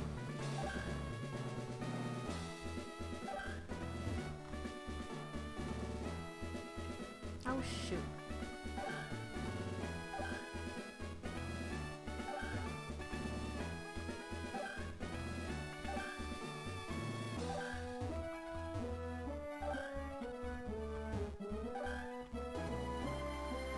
Okie dokie, gonna save again. Oh boy, here we go. Are you guys ready? I'm not. I feel like I'm gonna throw up. Okay, here we go.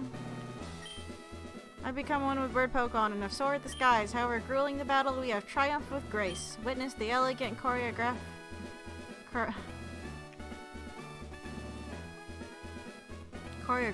of bird Pokemon and I. Oh boy. I am not ready. We should be fine, but I'm not emotionally or mentally ready.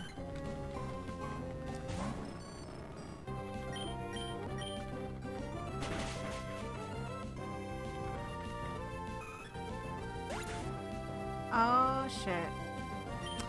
Oh well, we're already here. We're dumb. Wow, that was fucking fast. Alright, here we go.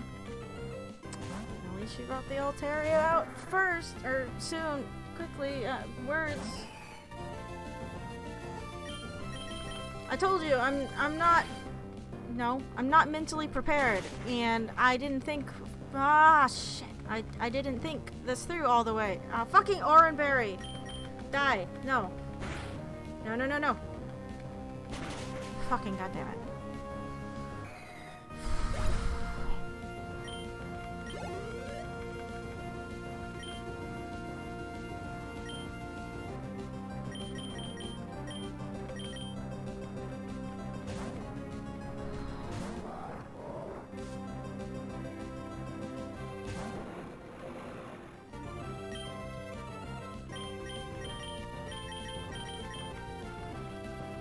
God damn it, no! That's gonna do jack shit, that's fine. I honestly feel like I'm gonna be sick. I'm okay. I'm okay. I'm okay.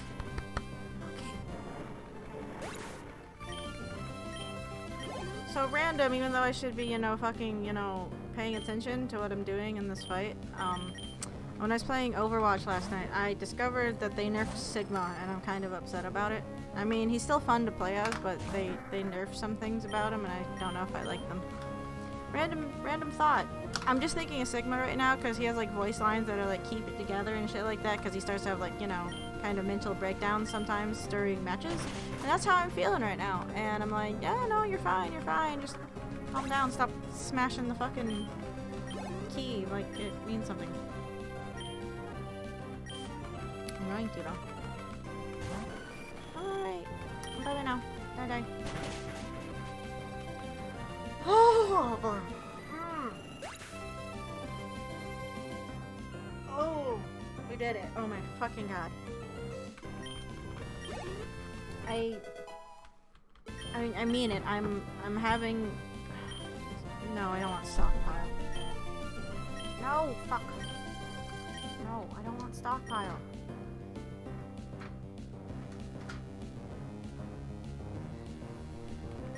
It might actually be fine for Brendan too, because his well, okay, now I'm looking at the Emerald guy. That doesn't fucking help.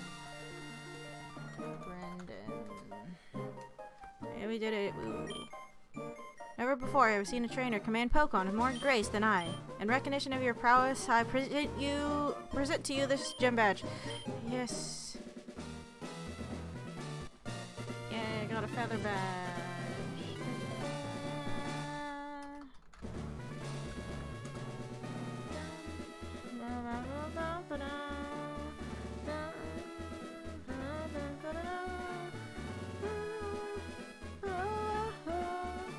Yeah, Brendan's... Huh. That's interesting. They actually lowered the levels of his Pokemon in Emerald? This is the Emerald legit. Yes, the second...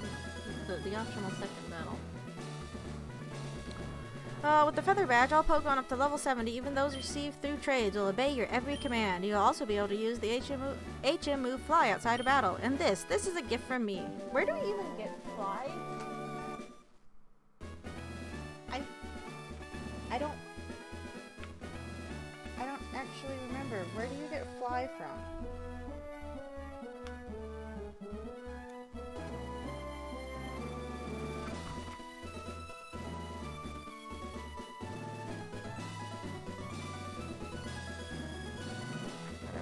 We're not doing it tonight anyway.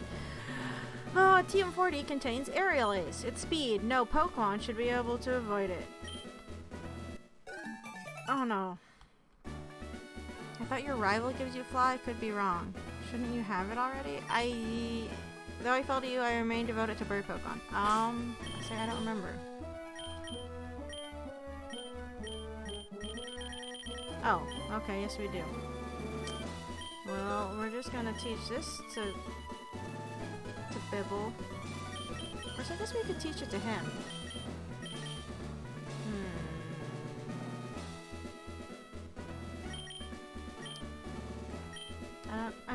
I don't want to lock, like, Bibble into HM slave mode.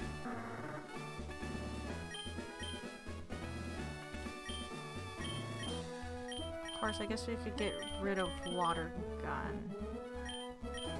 But...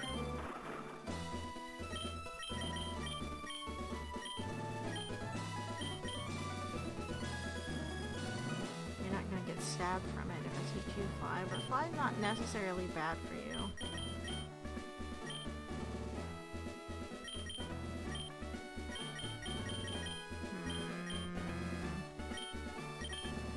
I'm gonna go save and heal. We'll figure out who to teach Fly to later on, because I need to go, like, do something else, I think, because for some reason I'm just having, like, oh god damn it. Beep, Scott, hiya, Forte, it's me. Just as I thought, you won at the Fortrigi Gym. Your strength, perhaps you really are the trainer that I've been searching for. Remember, you have a fan in me. I'll be cheering from the sidelines. Keep up the great work. How the fuck did you know that? Okay, that's creepy. Don't call me ever again, Scott. I know you're going to just pop up when I least expect you, but don't do that. I'd rather him just pop up after I walk out of the gym. I like how they couldn't find a way of putting him down there, because there's no other way to get down to that gym, so they just have to have him call you. Again, that's a bit weird, and I don't like it. Anyway, I want to save here and call it for the night, because, again, I'm having conniptions or something. I don't know what's wrong with me tonight. I do not. You deserve to go and do something else. You won the gym battle. Take pride in getting a step closer to total victory. Yeah, hopefully. Sorry, I don't mean to be so dismissive. I don't know what's going on with me emotionally and mentally right now. I'm just having, like, some kind of weird breakdown, and I don't know what's happening. I'm gonna go do work. I need something with structure. I don't fucking know. Anyway, we're just gonna save now. Anyway, thank you guys for tuning in. Sorry for the mess that was the stream. That's most of them, though, so I guess I shouldn't be too worried. I won't have you being so dismissive. You do it. You have a good night. Okay, I'll try. I'll make a hot chocolate or something that'll help. I did spoil myself earlier, and I got me a curry rice for dinner, because I got hooked on curry rice recently.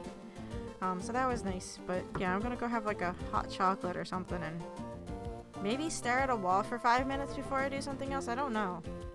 Anyway, yeah, thanks for tuning in. I'll see you guys on Friday for more Deadly Premonition. Hopefully we can figure out the stupid side quest thing. If not, I don't know. We might have to actually just progress the game to get it to work. I don't fucking know. Anyway, you guys take care. I'll talk to you later. Yeah, okay. Good night. Bye.